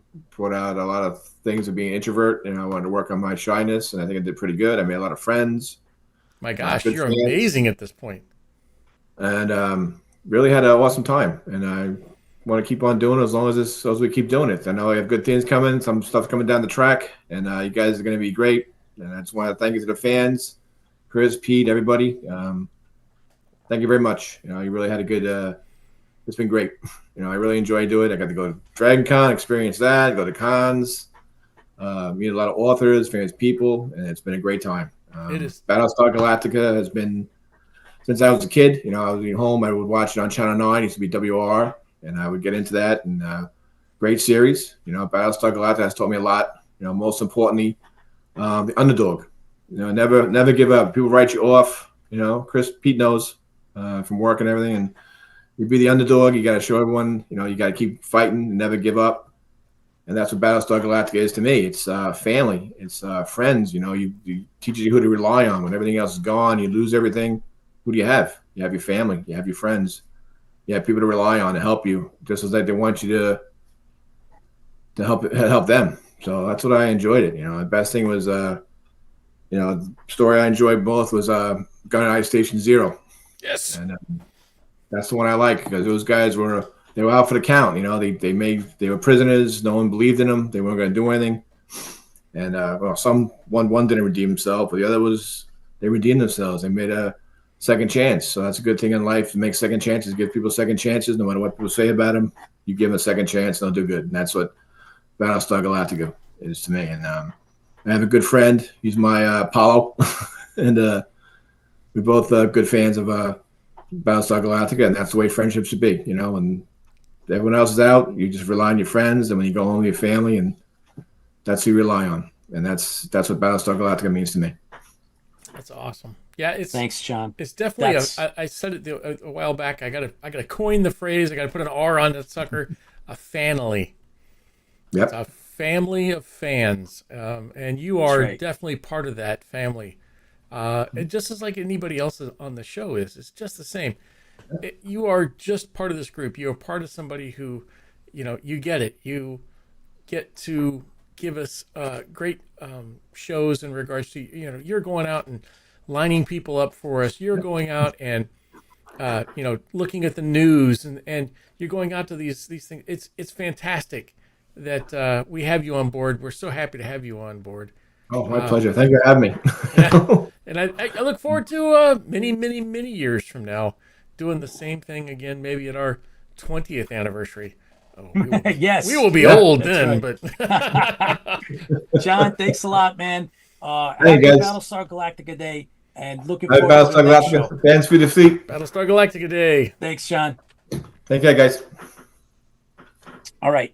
Next up is Professor Patton. All right. Well, you got to give me a second. I can't switch these things. Well, I got to tell you who's up, or you don't know. You're like, I know who's that bouncing eye, but I don't have the bouncing eye. You can't. I don't have the lower third thing going, so maybe we'll just pop him up on all over the place. But anyway, as you continue typing away, guys, you got to imagine the bridge of the old Star Trek Enterprise with all those colored lights. You don't know what they are because they're not labeled. But that's what Tipsy's doing. He's pressing all of the red one and then the blue one and then the yellow one and then trying to figure out what's going on.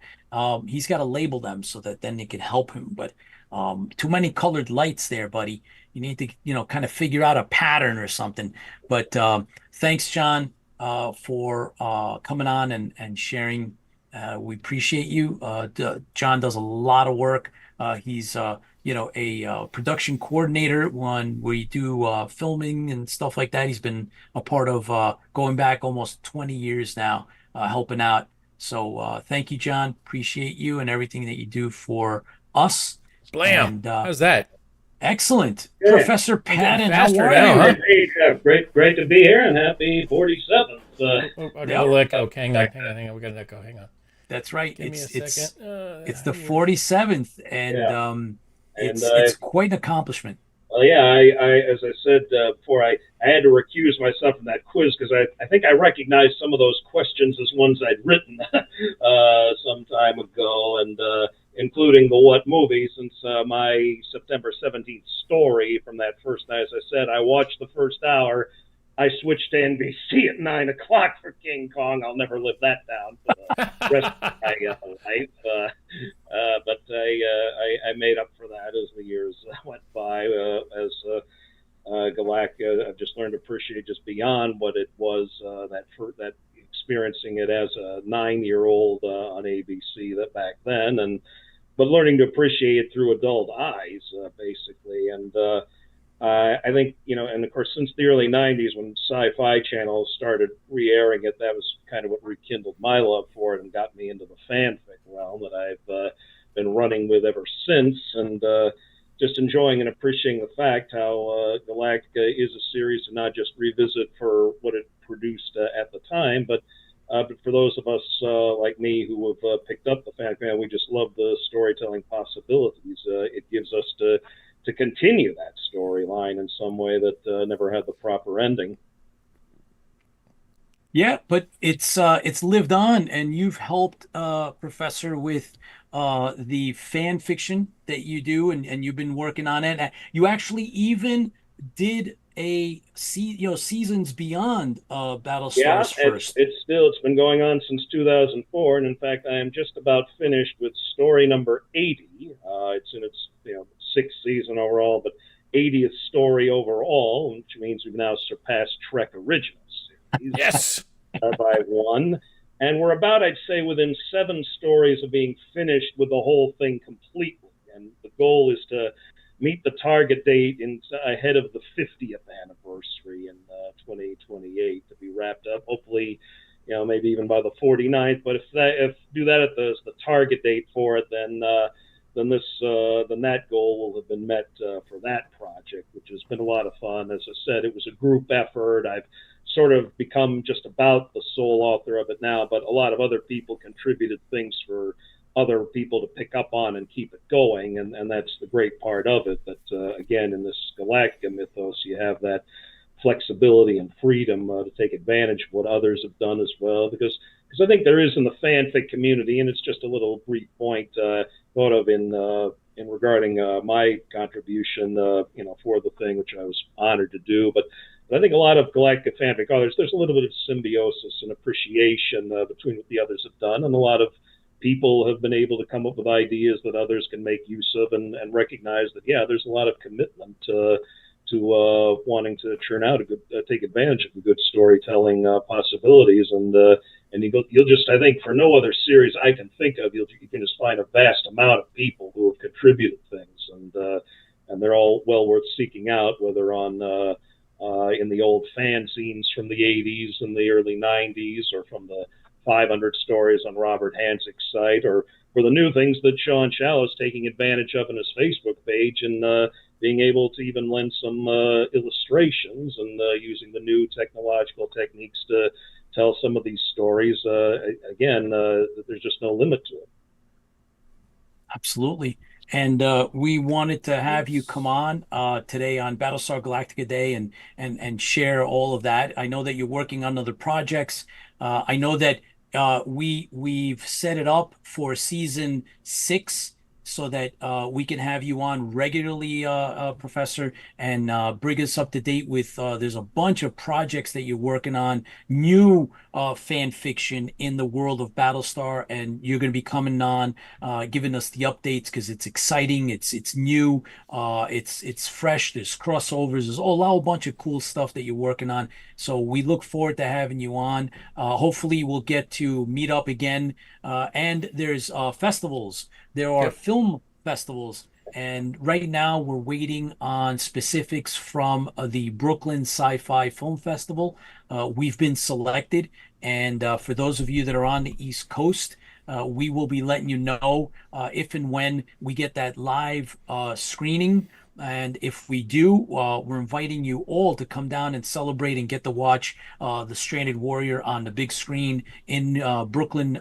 So hopefully that'll happen, and we look forward to that. And we look forward to, of course, meeting up with you in person, again, Professor Patton. If you're doing SchillerCon again this year, hey, we can have a nice steak dinner again too.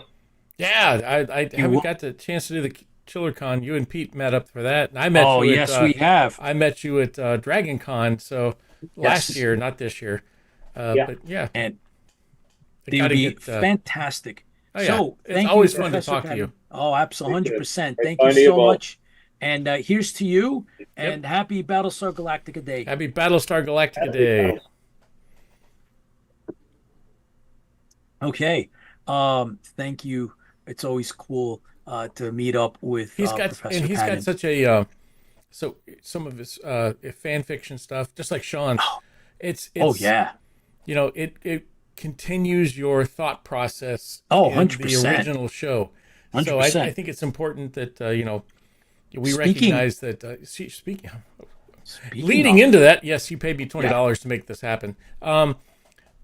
So leading into that, we do have Sean Shallow is with us from Shallow is Battlestar standing Bulletin by. Board. Hang on, I gotta set it And up. Pete, why cool. don't you recognize some of the people that are out there right now, and I'll get Well, Sean we set up. have, yes. Well, I'll tell you, I'd like to just mention that not only is Sean here with us, we also have Fran. So Superfan Fran will be following. We're trying to connect with Lola, should be out there. She's going to be dropping in as well. Her name was So Lola. that's right. She was Let's a see. showgirl. So we guys, thank you again for tuning in and watching us here. Sean's ready Today whenever is you are. Battlestar Galactica Day. So with that said, let's bring on another one of our colleagues. Sean, welcome back to IFB. Thank you for keeping things alive, and tell us about your take on Battlestar Galactica Day. Nope, hang on. Oop, now you're good. Okay. Doing great. Good.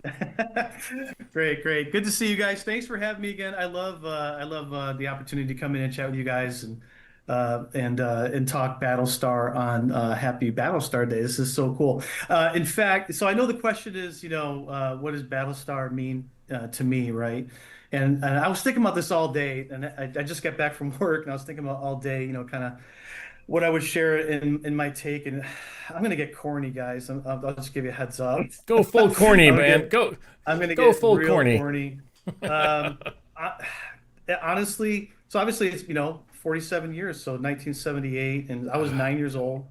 And when I saw the premiere, and I did see it live, and I don't really remember a whole lot about like the breakaway to the news and whatnot, to be completely honest. Obviously, I read up on that afterwards. Maybe I fell asleep. I have no idea. But what I do know, what it means to me, it means everything. For whatever reason, and I know I've heard Richard try to touch on this back in the day when that it struck a curve with a nerve with a lot of people. For whatever reason, it grabbed me, and there's a lot of reasons. The aesthetic of it, the mythology. Obviously, as a 9-year-old, the special effects and it was the epic scope of it, and it was like a warm blanket. Whenever I was lonely, whenever I want, I come home from school, or a little later, come home from a night out, even maybe after having a couple tipsy toasters, I would throw in a VHS of Battlestar and watch. Maybe sometimes a little tipsy, but watch an episode of Battlestar. That's how I went to bed. But the mythology of it really, because friends would ask me all the time, "What is it? What is it about this show? And what is your deal with this show?" And I love Star Wars and I love Star Trek, and I consider those the three iconic series of certainly of my youth, growing up in the 70s and 80s. But Battlestar, the epic, the 12 colonies, the Holocaust, the convoy to the stars. Glenn Larson called it wagon train to the stars, and it had so much potential, so much untapped potential, that we just unfortunately was never realized for many reasons. I'm sure we've covered it many times. The cost of the show and the ratings. The ratings were very good for any show except one that cost $1 million a shot, right? But again, I just remember some of the things I remember from the original run. I think I heard Eric talk about Gun on Ice Planet. Yeah, those epic 2-hour two-parters, and Living Legend, Gun on Ice Planet Zero, War of the Gods, of course, Hand of God was amazing. The funny thing about Hand of God, I do remember this specifically as a 9-year-old, and I think the Hand of God came out end of April. I want to say like April 29th is when it played, and there had been a little bit of a hiatus, a gap between Take to Celestra. It was I think Celestra played like April 1st, and Hand of God played like April 29th, and I'm going totally by memory, so don't hold me to it. But and I remember it being advertised on ABC TV, the Return of the Cylons, right? And it was they played it up, the Return of the Cylons, and even as a 9-year-old, I was like, yeah, where have they been, right? And it was then you had this amazing Hand of God episode, but I've heard Glenn. I was at the 15-year reunion, I was at the 20-year reunion, and I heard Glenn tell the story, Glenn Larson, Father Creator. They just nailed the cast. I know there was trepidation about Lauren Green coming off of Bonanza and being in the space show, but he was perfect. He was absolutely perfect as the father of mankind, right? In that role. Richard Hatch, I think they nailed that too, coming off the streets of San Francisco, and he was up for. I mean, I think it was what Emmy he was up for best dramatic actor. He was fantastic. Dirk Benedict, the gambler, his imitation, if you will, or homage to Garner's Maverick character from Westerns. That's what Starbuck was. He was Maverick from the Western TV shows, and the cast was perfect. It was to me it was lightning in a bottle, and I love it. It's a part of without being too corny, part of the fabric of who I am. I'm a Dallas Cowboys fan from the 70s. Grew up on Roger Staubach, and I'm a Battlestar Galactica fan. I grew up on Battlestar Galactica, and it's just a part of who I am. And now, doing some fan fiction, doing the Battlestar bulletin board pages and groups. I just get to relive my childhood again, and just having a great time. Love it. Thank you so much, Sean. We really appreciate you, and you've actually stepped up for me on a couple of occasions. So thank you for helping, not only the fandom with Battlestar Bulletin Board. I've said this many times publicly. I love you post up, you dig up those great articles that are, almost forgotten, and you bring them up, and then, I've caught myself reading them and feeling like it's 78 or 79 when I'm reading those kind of those magazines. And so and everything else that you're doing, you're writing, and you got the stuff up, and you've covered here for IFB and for me personally. So I personally thank you. It's Battlestar Galactica Day, and it's a hell of a way to celebrate with all our friends. And just keep up the great work, Sean, and we're looking to have you back. You're going to be coming back on a really soon. Yeah, so we can really get into some more things. But thank you very much, and here's to you and Battlestar Galactica, my friend. Thanks, guys. Thanks for having me. Yep. Take care. Excellent. I think next up is Superfan Fran, and we are lucky to have.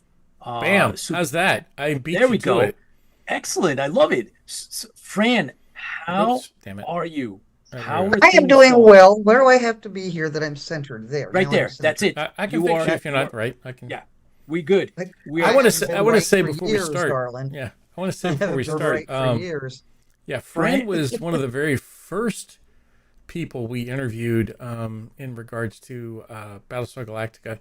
It was fun because we found Tally of the Souls, and we actually went through the book chapter by chapter and everything else. That's right.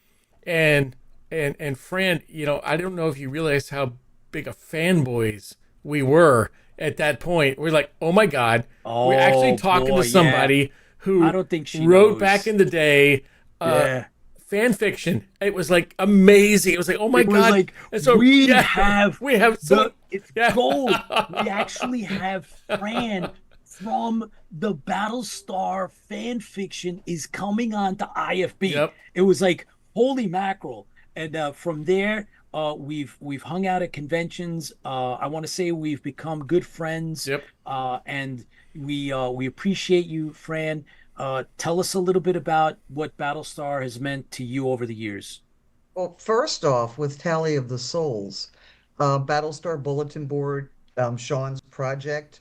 On Friday, he will issue the first part of Tally, and he has illustrated it. Ooh. Yes. And he mentioned definitely. we haven't talked a whole lot, and it's like we've mind melded, because he said, well, I'd like to illustrate this one scene. I said, yeah, sure. And it was exactly what I had in mind. Every single thing he has shown me has been exactly what I had in mind, and we haven't talked about it. It's like the gods are going, yes.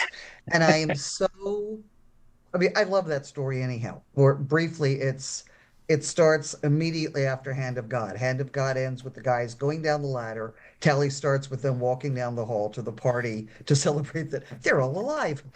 And Baltar is, by the end of it, Baltar's been marooned. Ibley has shown back up. Starbuck has been tested because he was never said no to him. And at the end of it, he discovers that Chameleon is his dad, and it's a happy ending. It's a good ending. It's a solid ending. Anyhow, it's terribly exciting about that. As far as what the show meant to me, I'm an old fossil with you guys. I was in my mid-20s when it aired. But Thank God I don't feel so bad now. I'm just kidding. Yeah, I'm 72, sweetie. I'm 72, but I'm doing well. You don't look 72. We love you. Yeah, but it immediately grabbed me. The story, the people, you wanted to spend time with them. You cared what happened to them.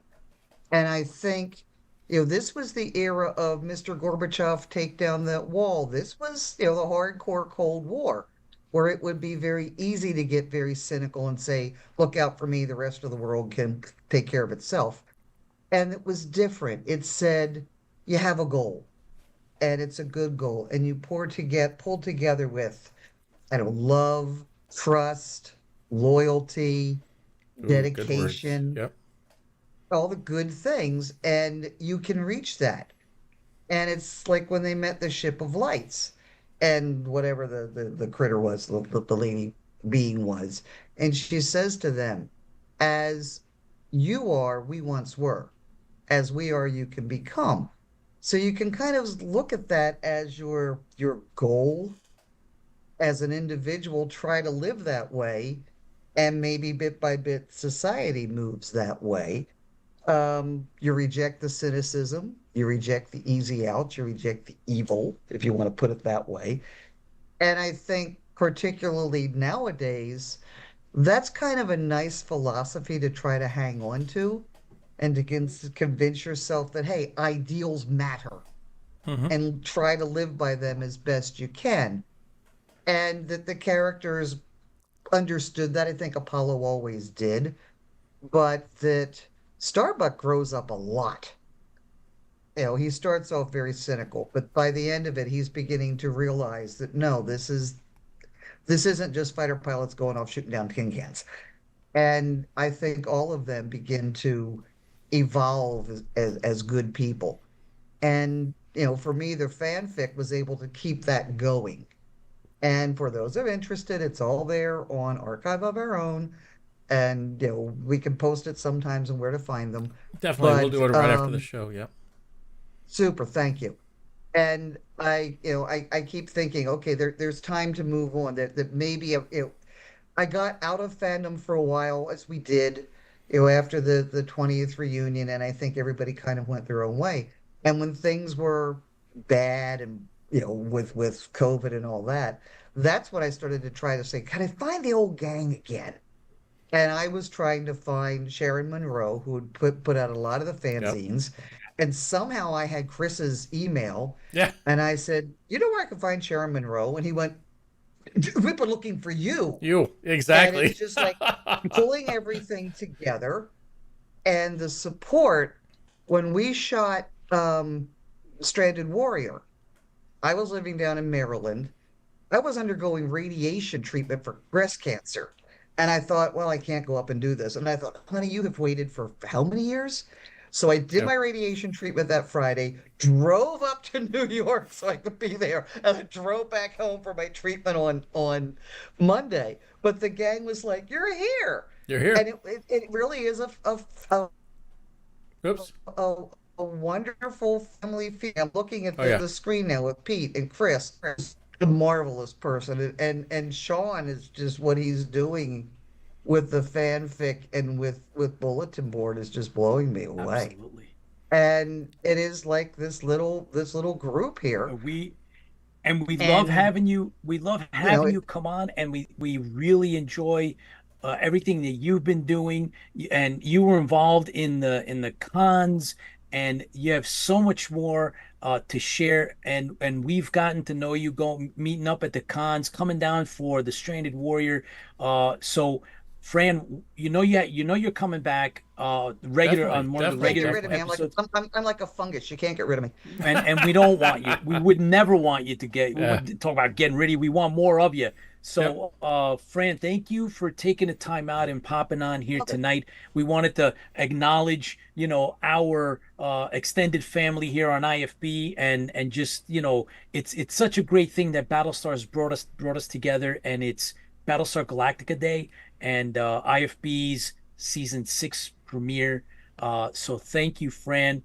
Keep on doing what you do, and we look forward to you coming back, and we're gonna start. We'll do a deep cut into all the rest of everything that goes on. Sure. And we I can't love wait you, to Fran. get Thank you so much. Sean's picture version of this is going to be amazing. Oh, it is going to be awesome. It's just mind blowing. It is just mind blowing. It's going to be great. And once again, AI and those kind of things that are out there now give us the ability to create these stories visually, not just written, because a lot of us take the written piece is so important that you've done, and we enjoyed Thank you. We enjoyed all of your.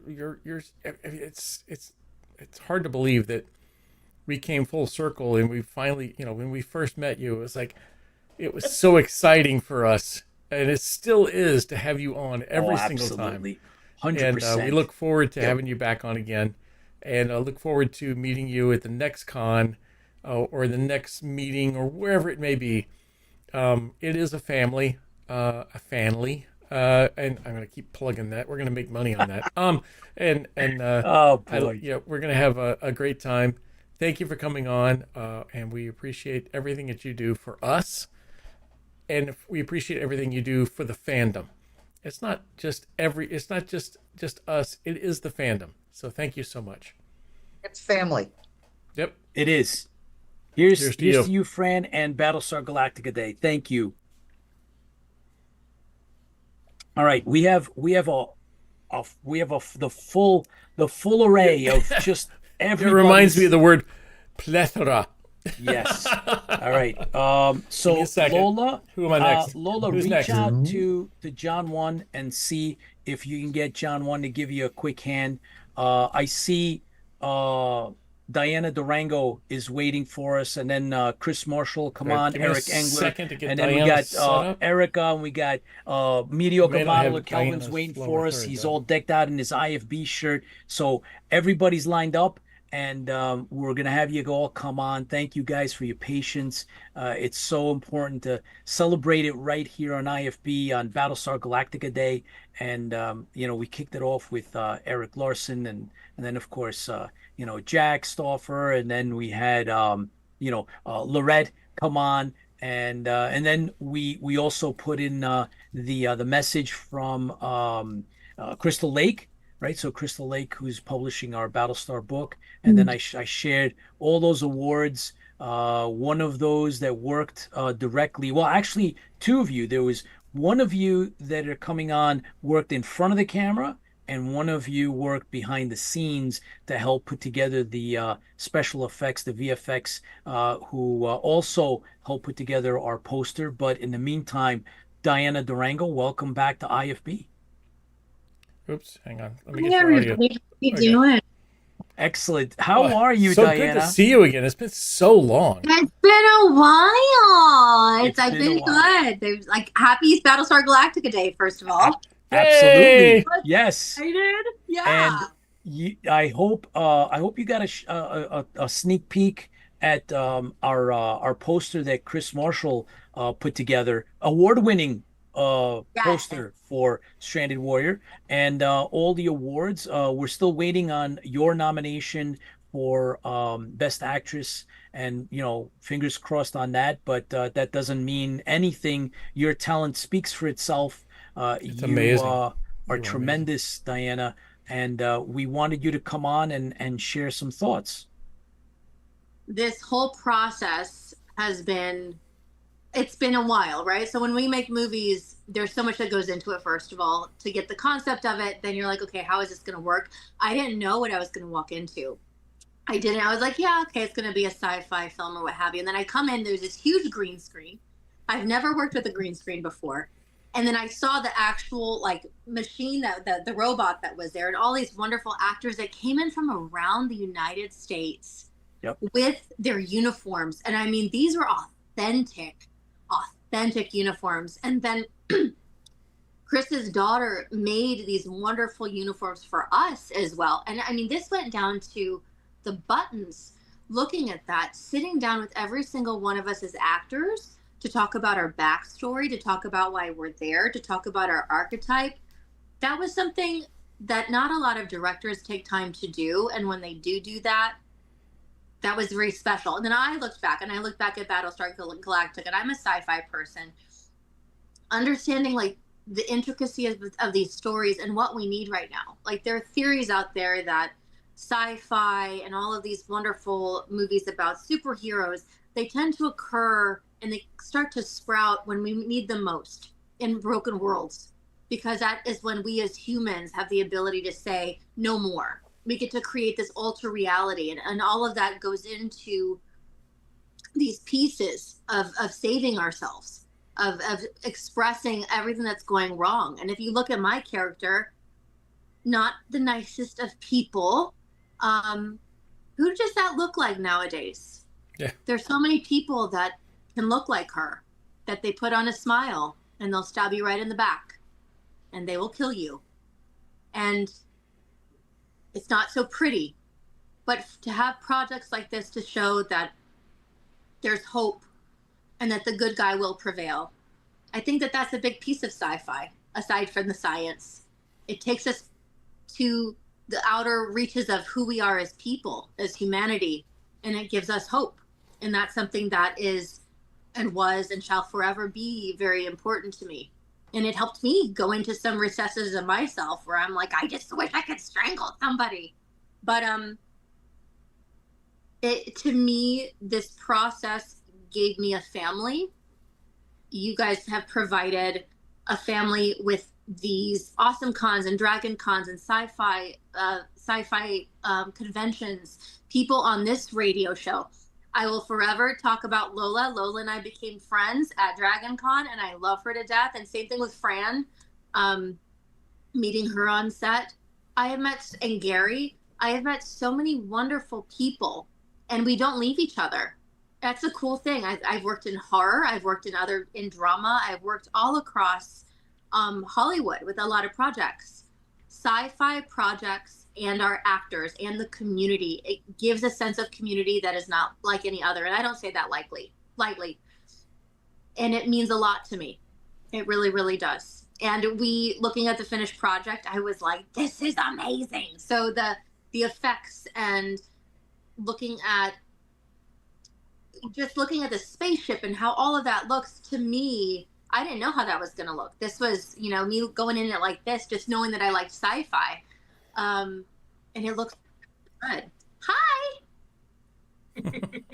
That's one of our other guests. Yeah, Diana, it's so cool, right? I mean, the movie magic that happens not only in front of the camera but behind the camera. You play a pivotal role in the Stranded Warrior in this bigger, Battlestar Galactica world.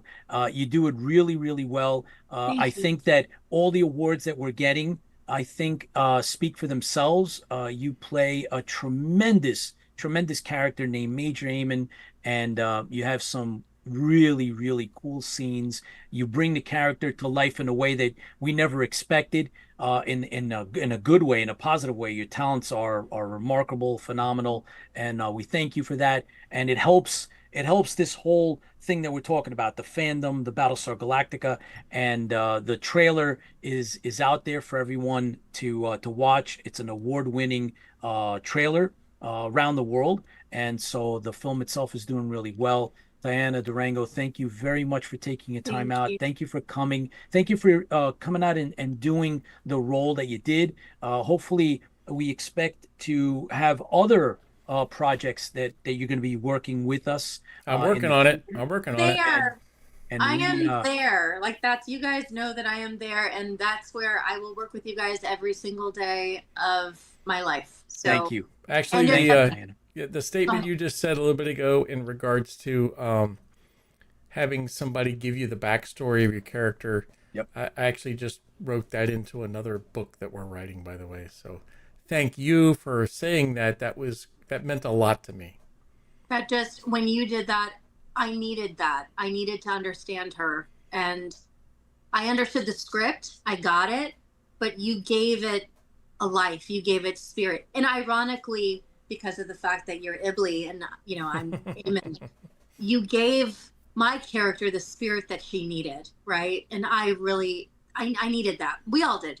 And again, there are so many people that partook that day and so many people that did stuff post-production. And I just thank you guys so much, so much, just for all of it. You guys made it look really, really good. So thank you. You're very welcome, Diana. You'll be back so we can just talk one-on-one in terms of the film. Yeah, and we haven't everything had you else. on one-on-one in a while, so we definitely What's need to up get you with back. that? What's Yeah, up with you gotta come back. You're and just too busy. That's it. Yeah, well, you are slightly busy, but you're gonna come back, Diana. We're gonna talk all about the awards, what they mean, what it's like to be on the set and doing your character, and then talk about all the other projects you're involved. But for Definitely, today, you are super busy. Oh, absolutely, and we're very proud of all the stuff you've done. Happy Battlestar Galactica Happy Battlestar Galactica Day. Galactica Day, guys. I love you. Thank you. Bye. All right. Diana Durango is incredible. Great actress. In her, fantastic. I mean, just phenomenal. Never mind the skills that she brought to the Stranded Warrior. And she's come out to Dragon Con and was it Awesome Con in DC? Yes, and Awesome Con. She's helped promote the Stranded Warrior, and we're really happy and proud of being associated and having her in our production. And so she'll come back. In the meantime, guys, we're celebrating Battlestar Galactica Day. It's IFB's first episode in its 6th season. So we finished 5 years, and now we're starting our 6th season, and we have other guests lined up. Who's on the list? You have a list? I've got a huge list here, but throw me a name and I'll throw them up. That okay, doesn't well, sound right. I think it's put me a Erica. name Should be Erica, based on Erica? the list that John has. It's Erica. So, and then followed by Chris Marshall, and then Eric, and then of course Mediocre Modeler, and then Rob Baum should be out there somewhere, and then none other than Commander Kane is also on our list. So we did talk about okay, go we ahead. talked about the Stranded Warrior. We talked about those in front of the camera, and we had Diana Durango, who plays a major character, one of the leaders in. It's funny that you say major character because she's Major Eamon. Major Eamon, that's right. So we're gonna have our very own team member. Erica is gonna come on. Erica is honoring today with a Battlestar Galactica uniform from her Battlestar that she's a part of, and we appreciate her coming on and being part of IFB and doing conventions. She comes on, we discuss the cons that are coming on, what's up there, what's not, and who and what and where, and some of the insiders and dates and things. So Erica, thank you for having Battlestar Galactica Day with us. Hang on, let me make sure. Hey guys, hey there. How's it going? Okay. It's going good. How are you guys? Good. Well, thank you for taking the time out and joining us, and we appreciate you being part of the team and celebrating today. How are things on your end? Good. It's quiet. Quiet is good. So what does Battlestar mean to you? I didn't get to see the premiere because I was only 3, so I watched it. I watched it in reruns. Yeah. It is the show that got me into sci-fi. It was one of the shows that my dad was like adamant that he had to watch. Cool. So I watched it. I was probably 10 the first time I saw it, and it was all about Apollo. Nice. All about Apollo. Okay. I know you're not alone. There's others that also enjoy, Richard Hatch. So there's none of the. I did. I loved Richard. He was fabulous. He was super friendly. His hugs were like there was always something special about Richard's hugs. Cool. But it's the theme of family and friends and being the underdog, which has been said 2 or 3 times now. Just it was an escape for me. I grew up with a lot of bullies. So Battlestar became like a family for me, which I know sounds really, really, really corny. Nope, that does not sound that corny. It's in the right place. You're here in the right place to share that kind of stuff. But they did. They were something that, my dad would go and get the VHS cassettes. So it was fun to watch that. Thank you, Erica, for sharing that little personal story. We appreciate you coming on, taking the time out, getting dressed up in Battlestar Galactica attire from the reimagined. It's a franchise that we have respect for. We love the whole thing, and you do the convention updates with me. You come on and we go back and forth, and I totally enjoy that. And today's a good day to celebrate Battlestar Galactica Day and IFB's, the commence. IFB six guys. Yes, unbelievable. And now you're a part of the team. You're part of that 6 now.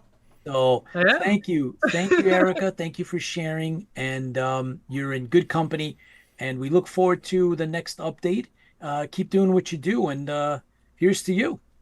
Yep, it's important that we recognize another great staff member for Interfleet Broadcasting. So absolutely, we look forward to having you back again. Take care. Thank you. I think next up is Chris Marshall, who worked on the Stranded Warrior with us behind the scenes, and also, oh my gosh, this is busy. I worked with him to create our award-winning poster. So the official Stranded Warrior movie poster is thanks to Chris Marshall, who is waiting to come on and be on the second or two. But he also worked with Chuck Davenport on the VFX that has won, right? So we have a win for Best VFX from International Film Festival. I gave away my notes today to journalists that came in and did an interview for a local New York City paper just before we went on. So I don't have the actual festivals, but there's plenty of them. There's almost 24 that we were actually selected for, and we have another, I'd say, close to, I think it's 15 to 20 that we're waiting on. But we did win poster. We got nominated for honorary wins and a whole bunch of honorable mentions and runner-ups, and the win for the poster. And that's thanks to Chris Marshall, who took out the time to actually do that. Plus, working on the VFX with Chuck is just incredible, and that's why we've done as well as we have. And I'm glad that he's here with us. And I'm buying time for our Cylon, Cylon counterpart, to actually press a button and have his image magically come up. Continue doing your incantations over whatever it is that you do, the internet, and we'll have Chris up. But it is Battlestar Galactica Day, and like I keep saying, it's incredible to think that it is our now 6th. Right, we locked down our 5 years, 5 seasons, and now we're in our 6th. Chris Marshall, thanks for taking the time out to join us here on IFB. How are you, man? I am definitely honored to be here. Well, thanks. It's a lot of fun to have you, bro. It's unfortunate that we're not part of the Eastern Alliance, but yes, welcome aboard. That's okay. Yeah, I'm thankful that Mr. Larson was a good sport about that. I'm surprised y'all didn't. He'd be great. He's a great guy. No, it was a lot of fun, man. You're kidding? It's cool. It was like I said. It reminded me of the SNL skit with Sean Connery and Alex Trebek when they go back and forth, and Sean Connery's making stuff up, and it's not what's on the board, and it kind of played funny. So it was great. Chris, what does Battlestar mean to you, man? Oops. Whoa, audio. What happened to audio, man? Chris, hold on a second. Here we go. Can you rewind? Sorry about that. I guess if I was going to sort it down to one word, it would be just nostalgia. From a different kind of perspective. And I speak fast normally, so I'll try to tell this real quick. So I was 4 years old when the original series came out, and I was actually exposed to Battlestar before Star Wars. I remember one of my earliest childhood memories is watching the side panel of the Galactica fly by, with somebody's name next to it, and I was watching it through a TV that in an area that was having a thunderstorm, so it was real staticky. So it was just one of my first childhood memories. So, but we grew up, and Star Wars took most of us in the 80s and 90s, and going into the early 2000s. I was a really big Star Wars nerd. But then my military service took me to Iraq in 2005 for a deployment that lasted well into 2006. And I heard that the new series was out, but I didn't give it too much. I guess I didn't give it a chance before I left. One of my first deployment, I was on a 12-man team that was mentoring Iraqis out in the field. So we ate, slept, lived, trained with them, and didn't have many opportunities to come back into like civilization, so to speak. But when we did, we'd always hit up like the USO. And one thing that we got one day was a care package, and it had a box set of season 1 and 2 of Battlestar Galactica, the new series. And so we had portable DVD players at the time, and we took it out to the field, and we actually made time to sit down as a team and watch every episode from the miniseries all the way to the end of season 2. And so what really got us was the aspect of the military struggling against an enemy that could be around any corner. So we really related to the story, and we got caught up in it. And like Erica said, it was an escape that we all appreciated. And when I redeployed,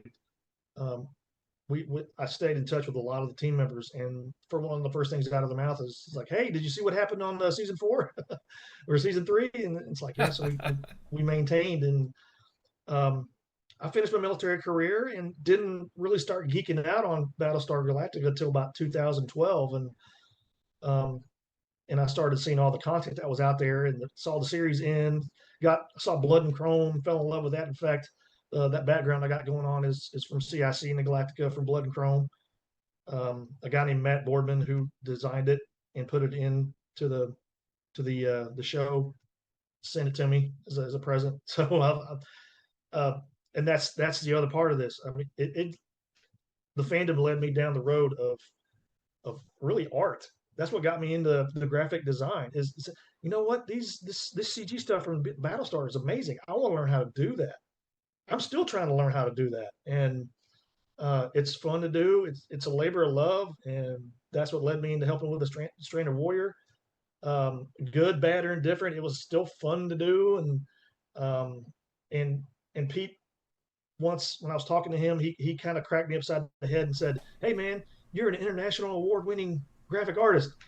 And I'm like, "Really?" I was like, "Yep, okay, I'll take that round with it." But when I look back on BSG, it's adamant respect, it's reverent respect for the people that created the show.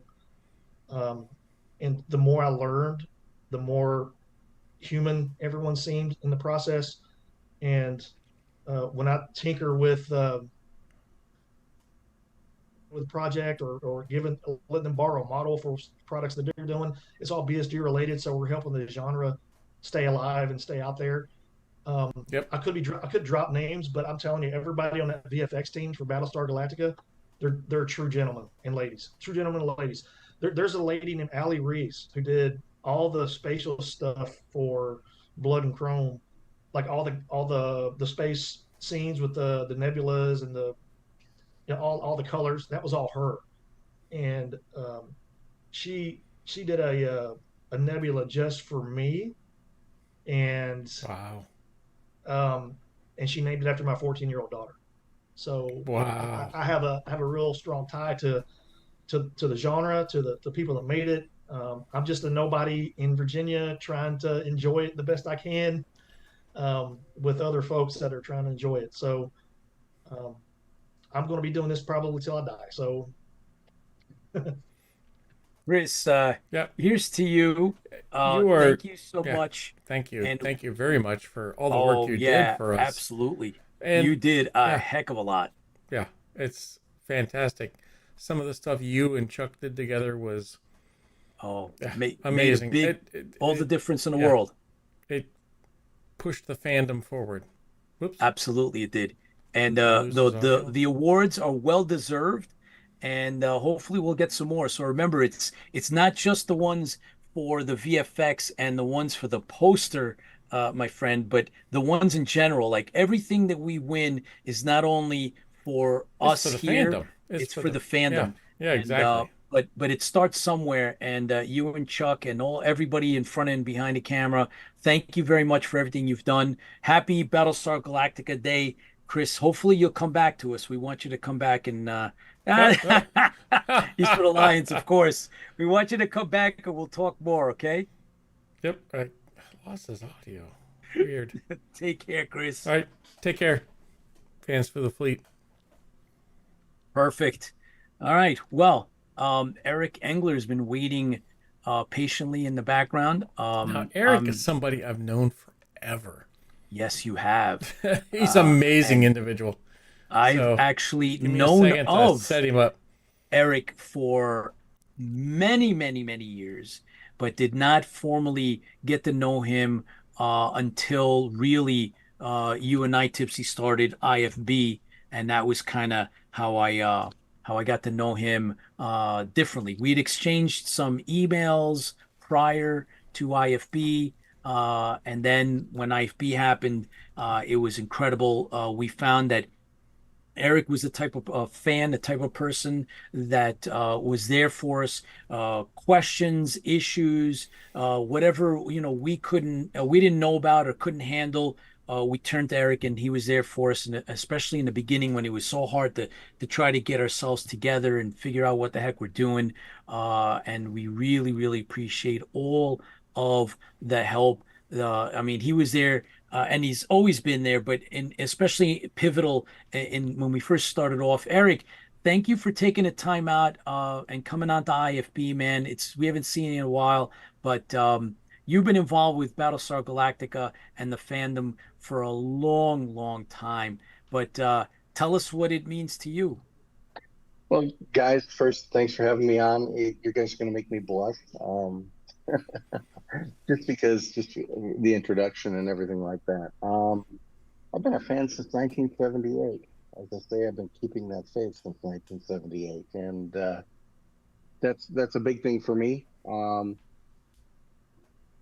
Obviously, I grew up with it like everybody else. I was 11, and we took Star Wars and put it on the back shelf for me, and that was a big thing.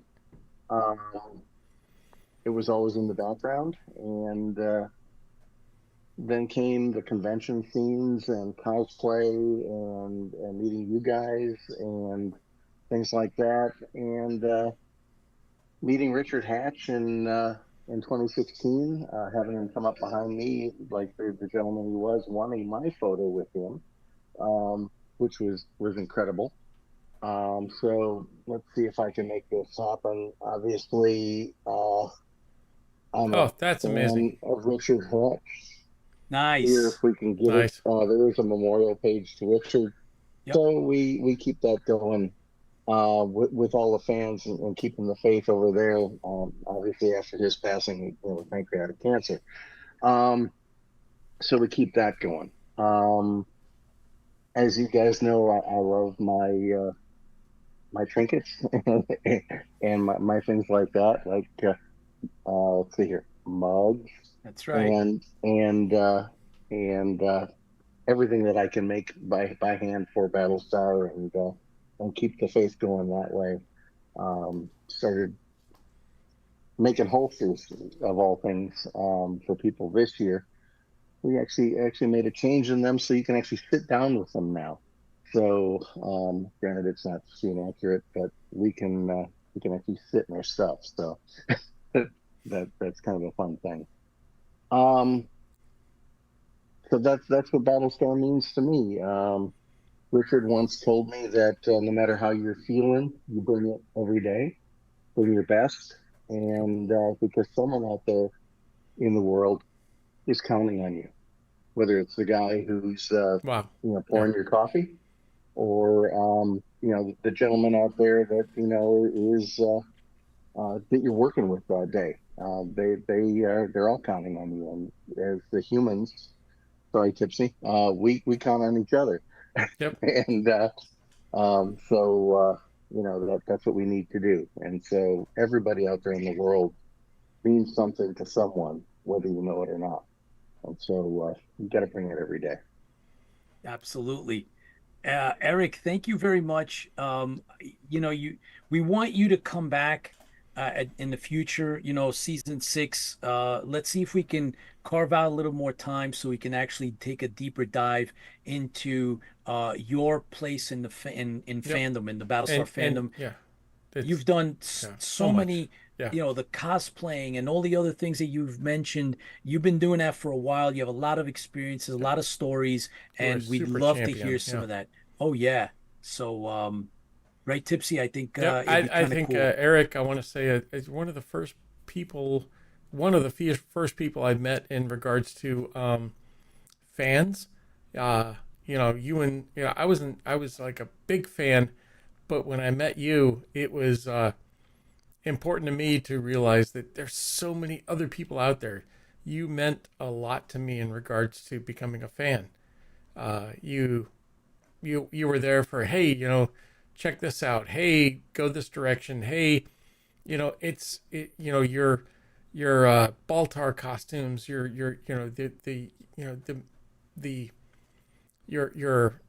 mom's capabilities in regards to creating.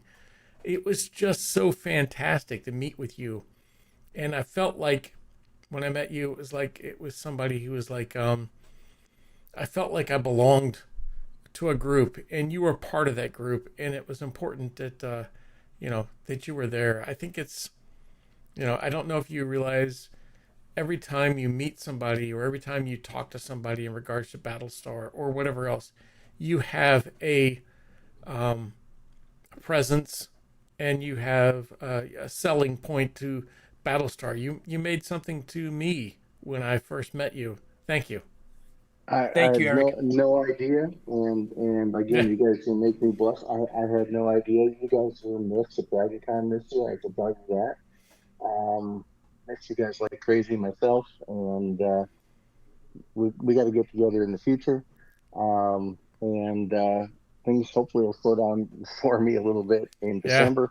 And other than popping in and watching in the background, I'd love to be on again. Outstanding. The world's a Eric, busy place, you. but thank you so much for taking your time. Fans Fuel the Fleet. Happy Fuel the Battlestar Fleet. Galactica Day. Thank you. Thank you.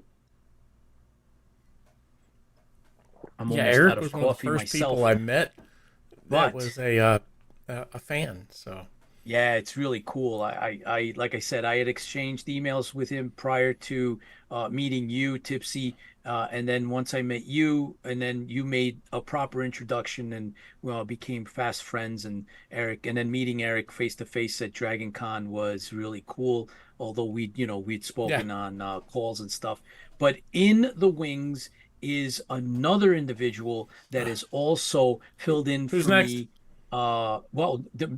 Kelvin, Mediocre Modeler's okay, hang next. on. Give me a second. He's filled in for me when I haven't been available here to co-host on IFB, and I appreciate that. It's a personal favor whenever he's done that, and I always kind of call on him whenever possible, and he steps up, and I do appreciate that. But he's also been a part of the Stranded Warrior. He helped us out with props. Tremendously. I mean, the really props cool were stuff. amazing. He's also worked on our other project, but that's not for today. He's amazing. He's a colleague.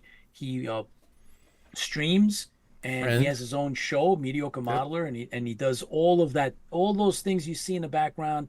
He's worked on, and so hopefully, I would hope that a lot of you take the time out to watch Mediocre Modelers Hey, go streaming build show as something. well. Go build something. Kelvin, thank you for coming on to IFB, and thank you for supporting the fandom and us. and I'm glad that it's an excuse for us to meet, because you were one of the first 5 guests that we had here on IFB when we first started out season 1, and here we are 5 years later, starting our 6th season. Thank you. 5 years, wow. You know, when you sent me that first message and hey, I want you to come on my show, I'm just like, say what now? I'm just like, me. You want me? Yes, absolutely. 100%, man. To us, like, you were a superstar. Oh, you were somebody who was in some. You don't realize that, doing but this for a long time, and he's a Battlestar fan. He makes models and stuff and props. Yep. How do we convince him to come on? Hey, do you want to come on and talk about your? See, that's the thing. When you're a geek, I always say, if you find somebody's geek button, they'll talk about you ad nauseum. You just got to find it, and sometimes it's not that hard. Sometimes it's not that hard. Kelvin, what does Battlestar Galactica mean to you?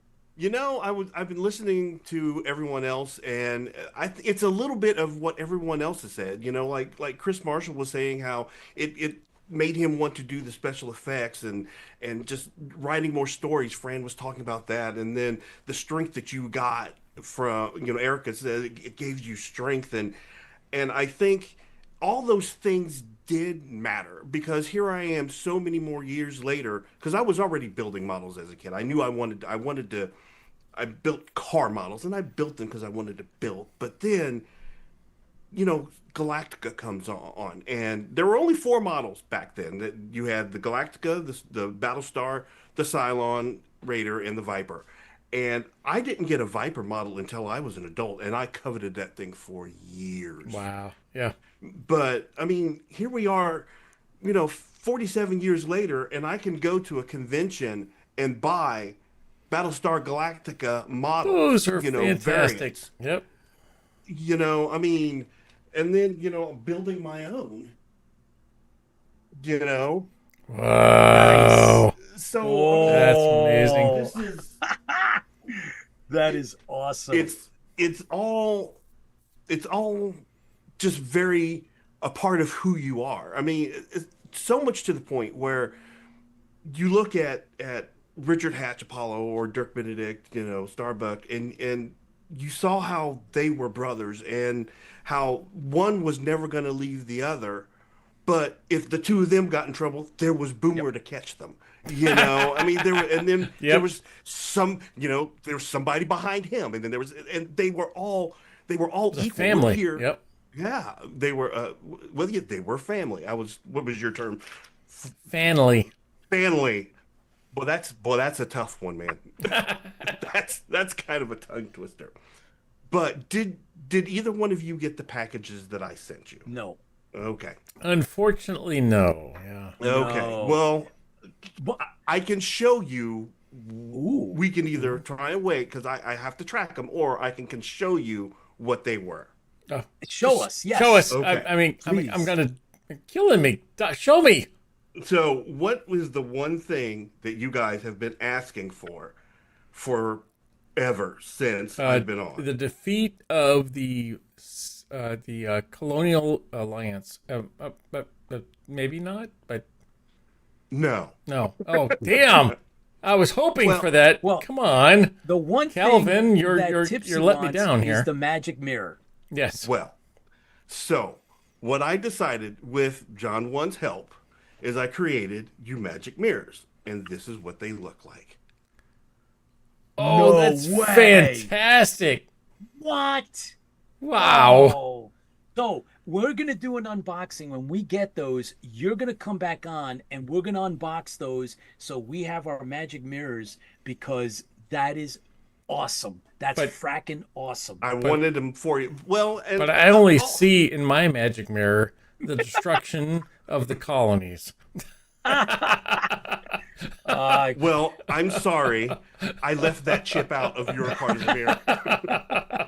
You know what? He doesn't need any help, Kelvin. No help. No, he doesn't. He needs no help with that kind of stuff. But go ahead. I'm sorry. I just wanted to make sure that, you know, I thank you on air for helping us out.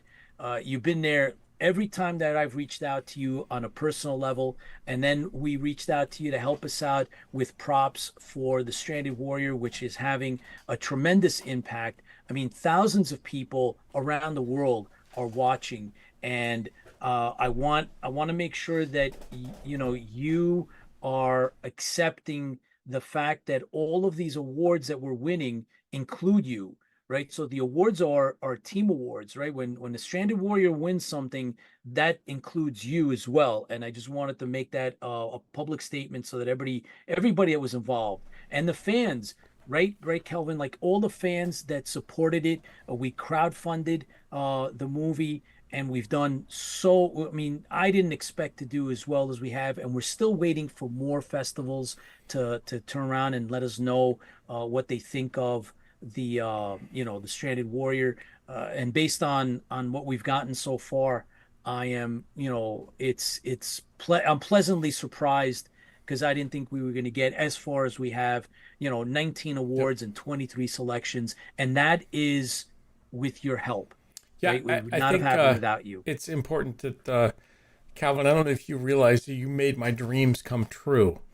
You created things that I thought of, like this.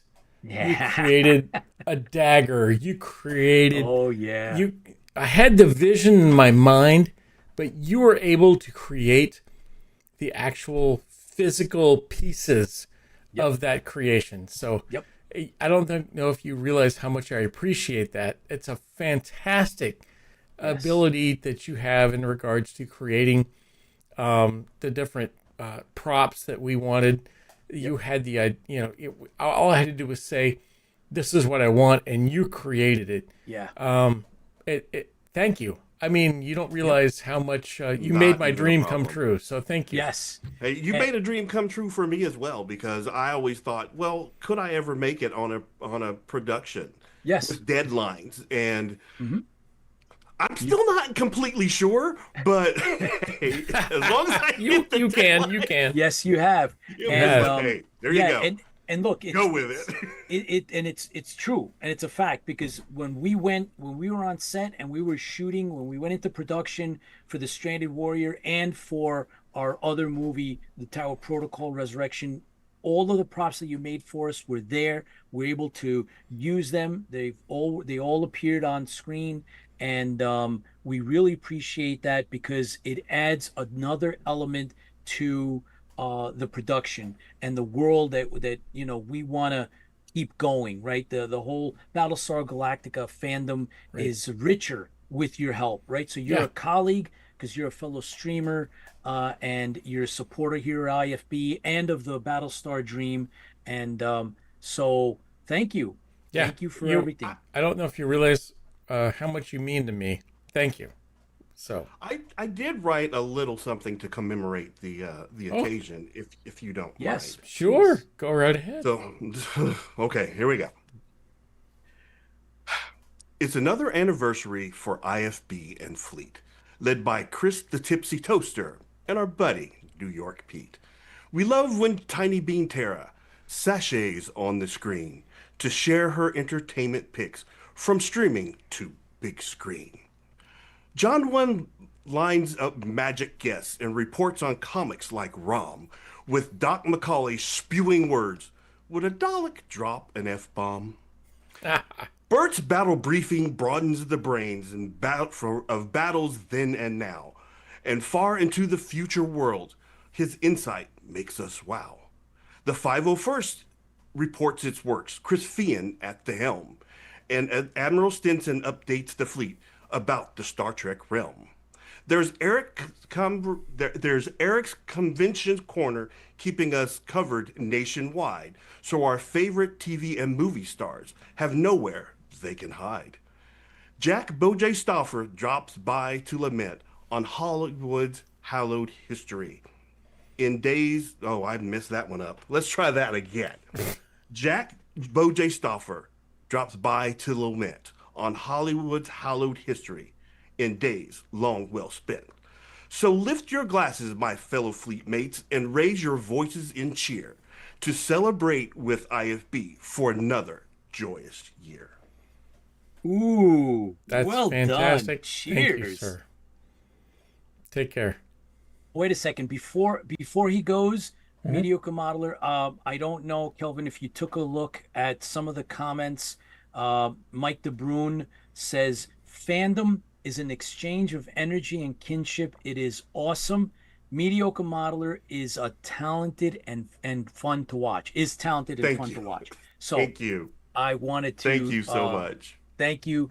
Send you off on this Battlestar Galactica day with those words, and we look forward to having you back, Kelvin. Thank you for everything. Kelvin, Fans you've fuel the filled fleet. in numerous times That's right. and done so much for us. Thank you so much, fans for the fleet. All right, very good. We'll see you on the next go around. So Tipsy, we have another 2 scheduled guests. Actually, there's 3. We were hoping to be able to get Lola on. We're hoping to see Rob Baum pop up for a little bit and share a couple of choice words. And then, of course, we're hoping to see Paul, Commander Kane, come on for a couple of choice words from the commander.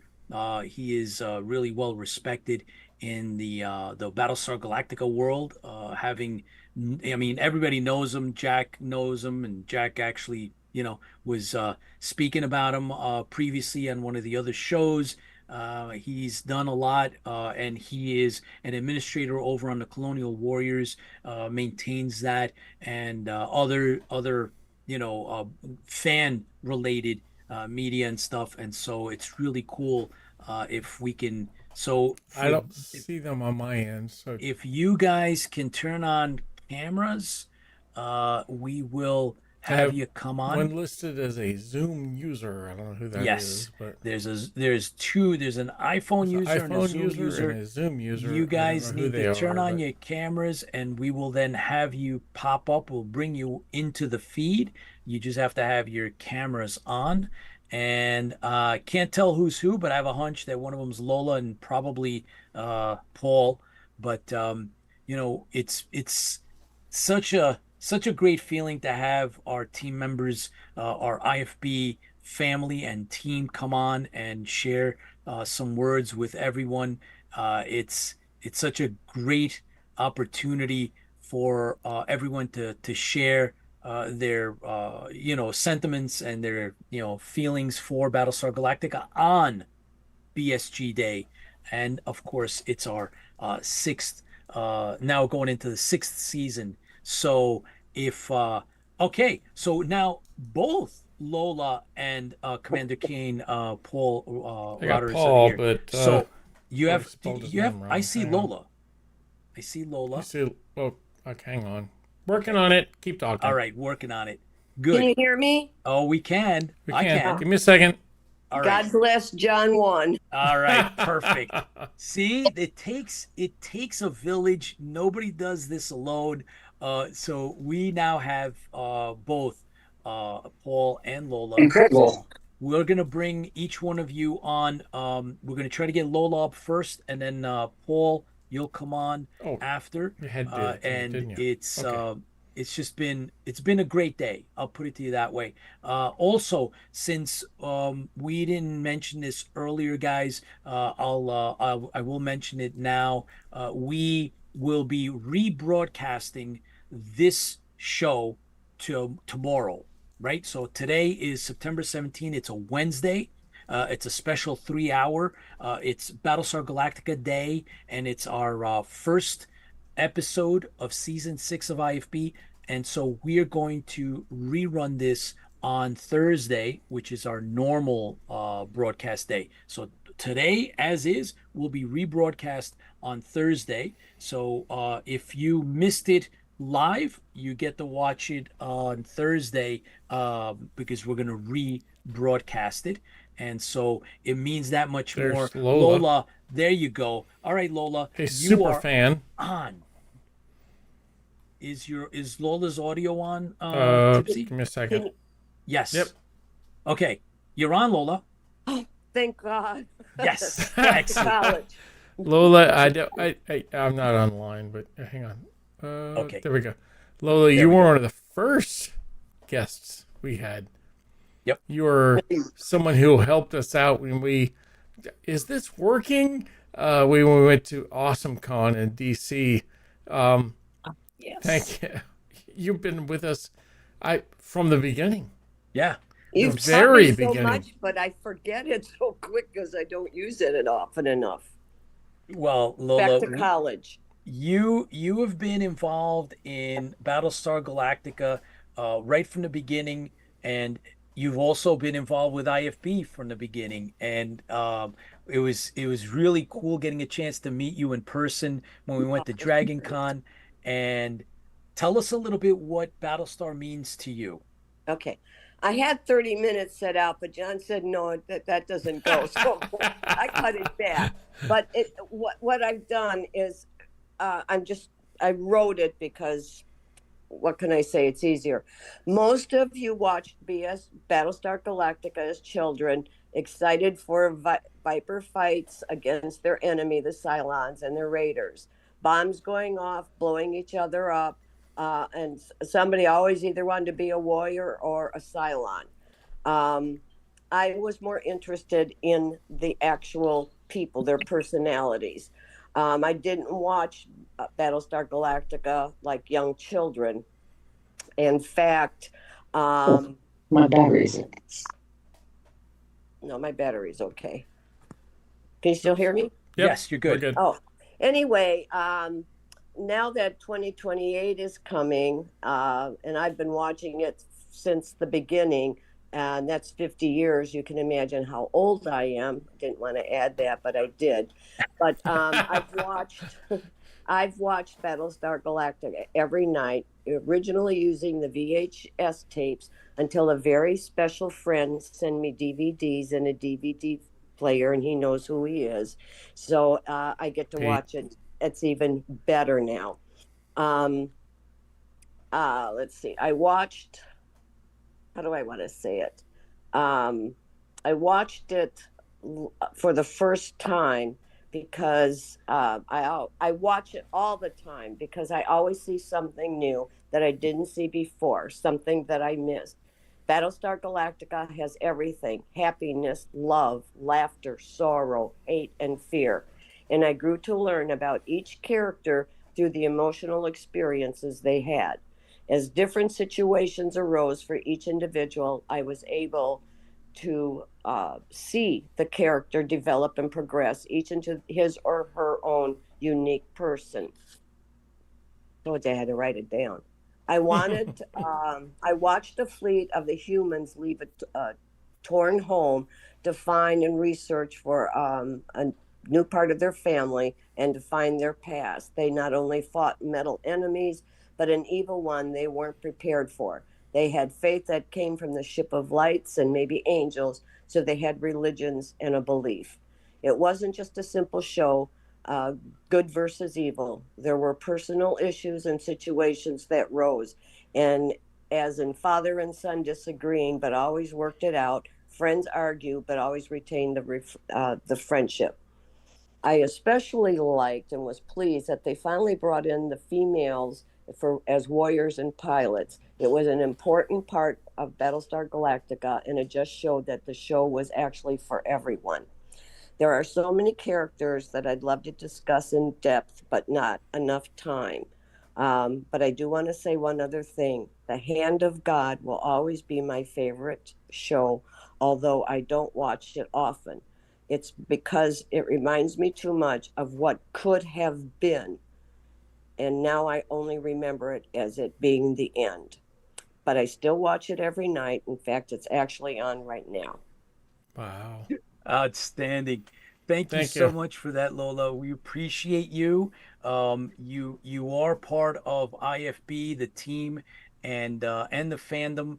And it's always great to know that you're watching, that you're here with us. And it's just so cool to have another perspective as well. Because when I got to talk to you in person, we did discuss the fact that you're not I would say the typical fan, because you were just a little older than most of us, and so Thank you for saying it that way. Right? I mean, you got to see it and actually you had a different perspective, and it took some of us a little bit of while before we caught up to, like you said, looking at the characters and enjoying them. But thank you for taking the time out today, Lola. We love having you on. It makes it that much more special for us when we see you come on. It's like, okay, Lola's on, Yep, we're good to Lola's go. on. We look for you every Oh single yeah, time. absolutely. Yes. And The go one ahead. thing I got to say is that I have learned a lot from you guys. I feel now I am quite a bit old. I'm even older than Fran the Fan, but that tells you how old I was when I started watching it. I'm not kidding you. I would break a date if Battlestar Galactica was on that night.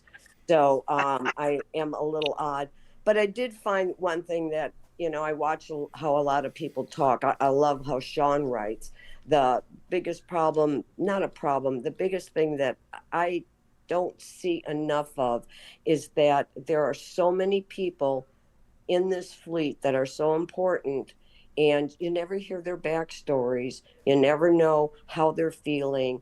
I look for that anger, for that love, that time, that the first time I saw Apollo when they first left the planets, and how he nasty to his father, and I'm hollering at him over the TV. How could you talk to your father like that?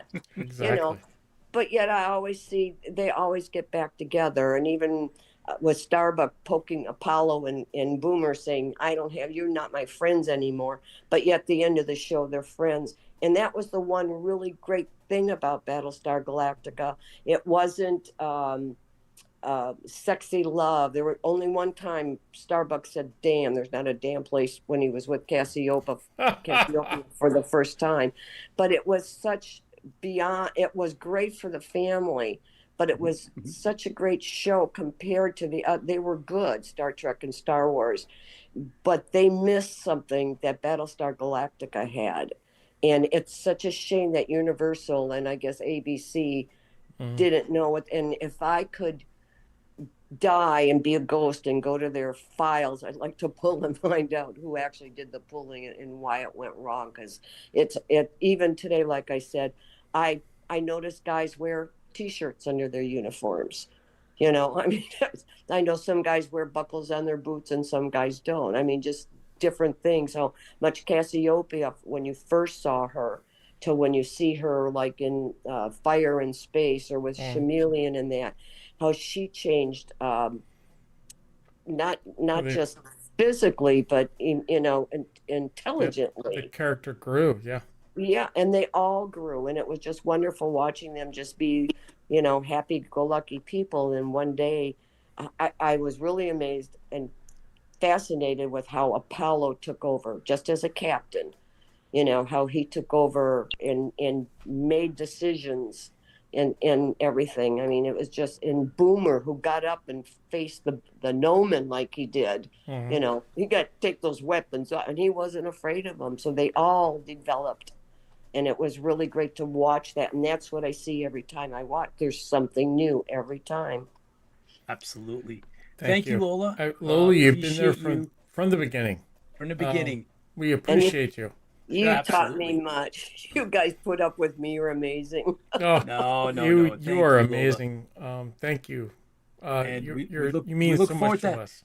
To having you come back, Yep. Lola. Let's have you on the show. We've talked about this between us before, but let's have you come on. We'll take a deep dive. I want to hear from you and talk your perspective. So for today, though, happy Battlestar Galactica Day, happy IFB Day, happy Lola Day. Thank you. And Take you care. guys are great. Don't ever quit. Thank you. right. We never Thanks, will. Lola. Love you guys. Take care. Now, how do I get out of here? You're gonna press the red button. Should come up somewhere on the screen, and you'll be good to go. Click the X button. Yeah. Thank By you. the way, thank you again, Lola. My pleasure. Let's have I want to bring on our unofficial fact checker, and Paul, I want to do the closeout of our show with you, and we're also going to share the book designs. So we're going to hold you on for the closeout of our show tonight. But we have our unofficial fact checker, Rob Baum, Give me a who's second. been with us here on IFB, who is a big Battlestar Galactica fan.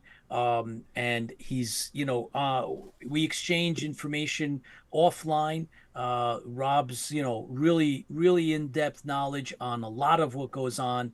And we've met at the non-sports card convention. And if you guys haven't watched it, we have it archived over on YouTube. We got to do a little bit of an interview together, and that was fun. And so Rob is in the green room, and he's got his video up, and Tipsy's going to fix that so that he can come on, and we'll talk a little bit with Rob and get a feel for what Battlestar has meant to Rob over the years. And we appreciate him as part of our team here on IFB, and it's a good thing. Today's Battlestar Galactica Day. Rob, welcome live to IFB, and how are you?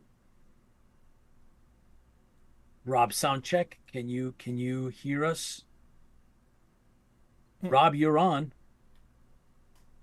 Go ahead. All right, so give me a second. One second. Hold on, Rob. 1 second. Tipsy's got to set up a little bit of a sound thing for you. Keep talking. Yeah. Testing. 1 2 1 2. It's not coming through on my end. Not coming through. Rob, check on your end. Check your speaker. Make sure that your feed is good. We want to make sure that you. Nope. Need a little. Make sure you're not muted. Nope. All right. Okay. No. Nothing. No. Okay. Actually, I'm skipping. All right. I heard you there for a split second. Is that on our end, Tipsy? Nope, not on our end. All right, Rob. I'll tell you what. See if you can fool around with your audio. Your mic might be off. In the meantime, we're going to bring up. Yeah, we're going to bring up Paul Rotter, Commander Kane. Give me a second. And see if we can actually get that going. Tipsy, I'm just going to remind you that we have a couple more slides left on that PowerPoint that I sent you. It's the actual book cover, the drafts for the book covers. I want to hopefully share those with everybody here and maybe get some feedback on what they think, which of the two they like the best. I have my own choices. I got to look at those. The art was done digitally by none other than Chris Scalf. A lot of you already know who he is. He's done he did a Realm Press comic book series that he illustrated and wrote for some of the best covers regarding Battlestar Galactica. Art is by Chris Scalf. And so he's going to be doing our next book for The Love of Battlestar. And that is really, really cool. And in the meantime, let's see if Tipsy can actually start swapping out some of the last of our guests. Unfortunately, there's a little bit of a bandwidth issue, but we want to try to wrap up our show today with both Paul and with Rob Baum. But can we get either one of them back? Tipsy, is that possible? Okay. Let's see if we can get Commander Kane, Paul Rotter, to come on. And he is spelling it wrong. Damn it. Key player. Greetings, everyone.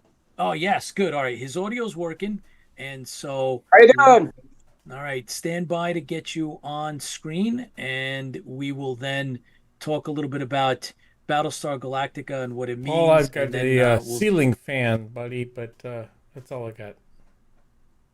Not my ceiling fan. He's looking good. I got him here on Have I got the wrong one? Give me a second. end. Yeah, wrong one. Oh, the dude in the jacket. Give me a second. Give me a second. He's all decked out. All right, so over here, jacket. We are working on getting Commander Kane, Paul Rotter, on so that we can then Tipsy. So I'll talk with Commander Kane when he comes on, and then Tipsy, maybe you can work on seeing if we can get Rob Baum on for the close. And don't forget, we got to show those book covers, the drafts, Yep. And then we will be, wrapping our first episode for season 6 of IFB. Today is Battlestar Galactica cool. I got Day. Paul. Give me a second. And it's BSG Day, everybody. It's September 17th is the premiere night for the original classic Battlestar Galactica 1978. And so therefore it's our anniversary as well, IFB's anniversary. And like we did mention earlier in the show, Lorette did bring up the fact that, we're approaching the 50th. We expect to try to help set up a 50th anniversary, so that is something that we're hoping to get. Yes. And there we go. There's Paul. Excellent, Paul. Sorry, Paul, I spelled Welcome. your name wrong. Welcome to Come on, it's Paul. How are you? Good, you you? doing? So, Paul, you've been in the fandom for decades, man. You are one of the best known fans. You've portrayed Commander Kane for years. What does Battlestar Galactica mean to you?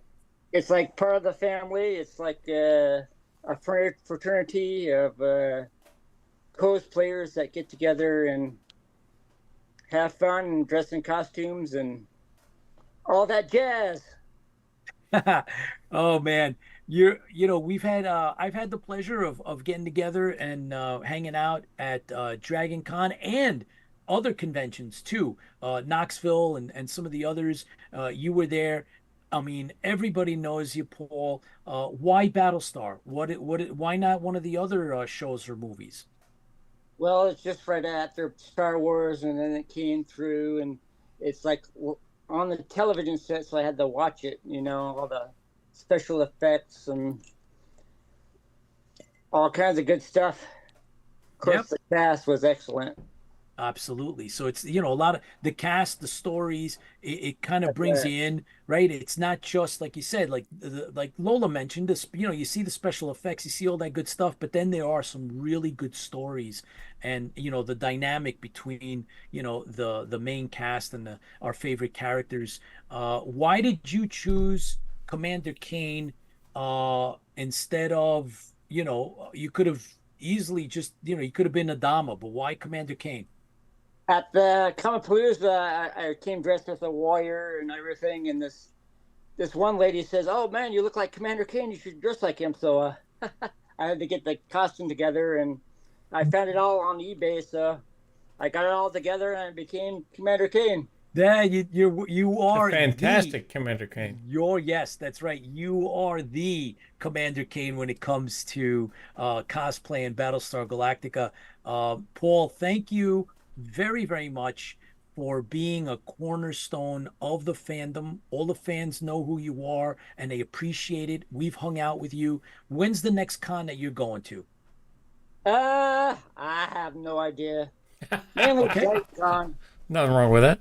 Nothing wrong with that. Let's keep in touch. We appreciate you. We appreciate your support. The Colonial Warriors is a really big deal on Facebook. So thank you for keeping the fandom going.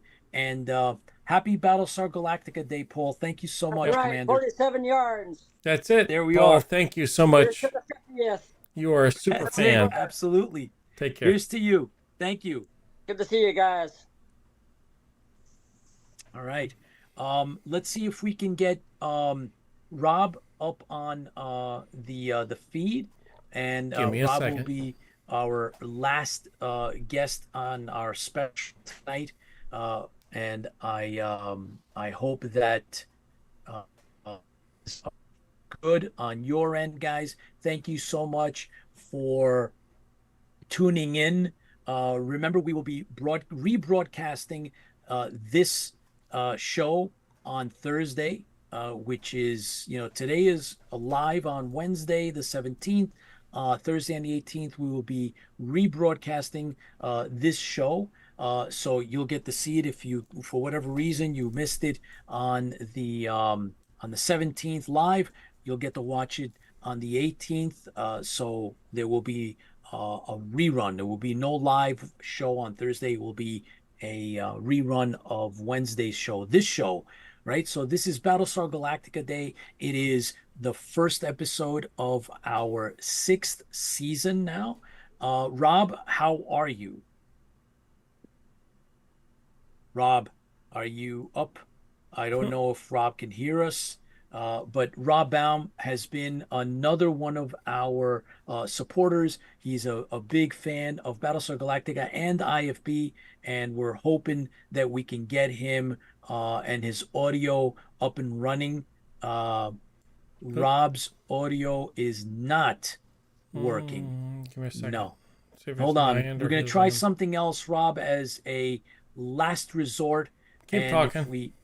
if we cannot, we're going to try to bring you back on a future show here on our 6th season. But we thank you for everything that you've done for us. You've been I don't know, I think you might be sending me a text message. Yeah. Yeah. So Rob, we're gonna have you come back. Yeah, We're gonna have to I do a can't get sound audio check working before. on your Yeah, end. there is something going on audio wise. So we're going to have you come back. But thank you for at least we had you up. Yep. We recognize you. You're our unofficial fact checker. You're officially part of the IFB team. Thank you for being a supporter. Rob has been with us pretty much from the beginning, and we thank you very much, Rob, for being an IFB fan. Thank you for being a team player. And we'll have you come back. So, guys, before we sign off, let's show Chris Scalf's artwork. He me a sent second. us the draft of what exactly he was working on. This is for the upcoming Battlestar Galactica book that Crystal Lake is publishing. Is If this you it? watched, yes. So that's early concept digital art that Chris Scalf was working on. And then he worked that into 2 possible covers. There's this one, and then there is that one. That looks beautiful. It does. When I saw the small images, Tipsy, I kind of liked the black background a little bit, but I gotta admit, I think you're right. The blue one is definitely more impactful in my opinion. I think that'll Oh, yeah. make a fantastic cover. Definitely, yeah. Yeah. So guys, let's hear from you. Let us know what you think. I've changed my mind, and I believe that the this blue one, right, with the Battlestar, flying through space, I think that might be the right one for our cover. It has plenty of room as well for the titles and all. It's gorgeous. And that is a sneak peek at the great Chris Scalf. He's putting that together. He's a professional digital artist. You know him from Realm Press. Exactly, Realm Press, and so many other covers and art from Crystal Lake has commissioned him, and so that's one of 2 for our upcoming book, For the Love of Battlestar. And we talked about it early on, and we had Joe come on, and he filmed a little clip for us talking about the book. So thank you, Tipsy. Thanks for thank you. I mean, right? You convinced me to do this because I think we was sold convinced on each other. podcast, It man. wasn't It was just like me, podcast. You were like, no, let's do streaming, and now we're entering our 6th year, and so I want Crazy. to thank you for convincing me to do this. Yeah. I'm having the time of my life. Thank you very much. Thank you, everybody that's out there. Right, Chris? Yep. Thank you so much. Don't forget, if you haven't done it so far, done it yet. Check the checkbox in regards to follow, like the Battlestar Galactica. Jesus, I'm having a hard time tonight. IFB. But don't forget the movie, everything else. Stranded Warrior. We'll keep you updated. Everything. But don't forget to check the likes. Don't forget to check the follows. Look for us on the different social media platforms.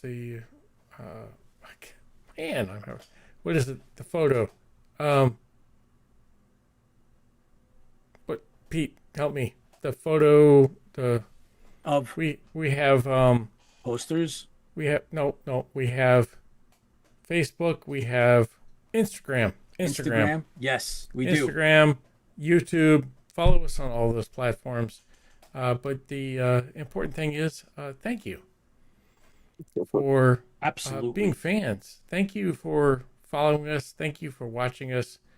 And don't forget that the fans really do fuel the fleet.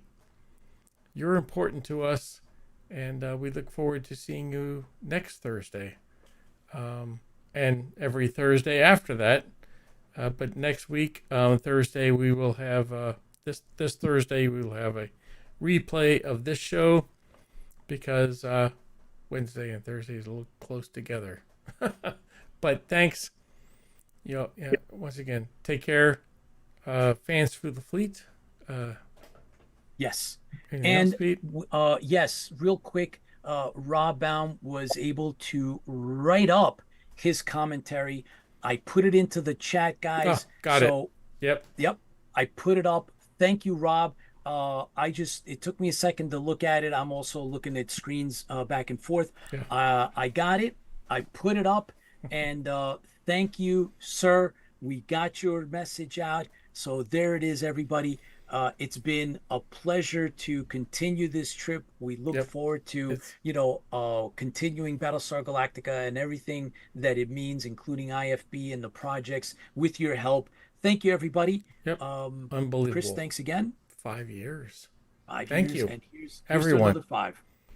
So here's to another 5, 10, 15, 20. Hey, who knows? But thank you. So here's to you all.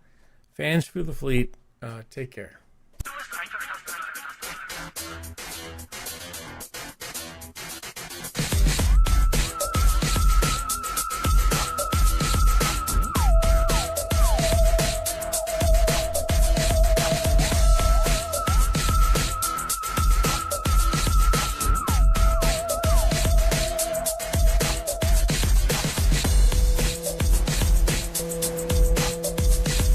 Yeah.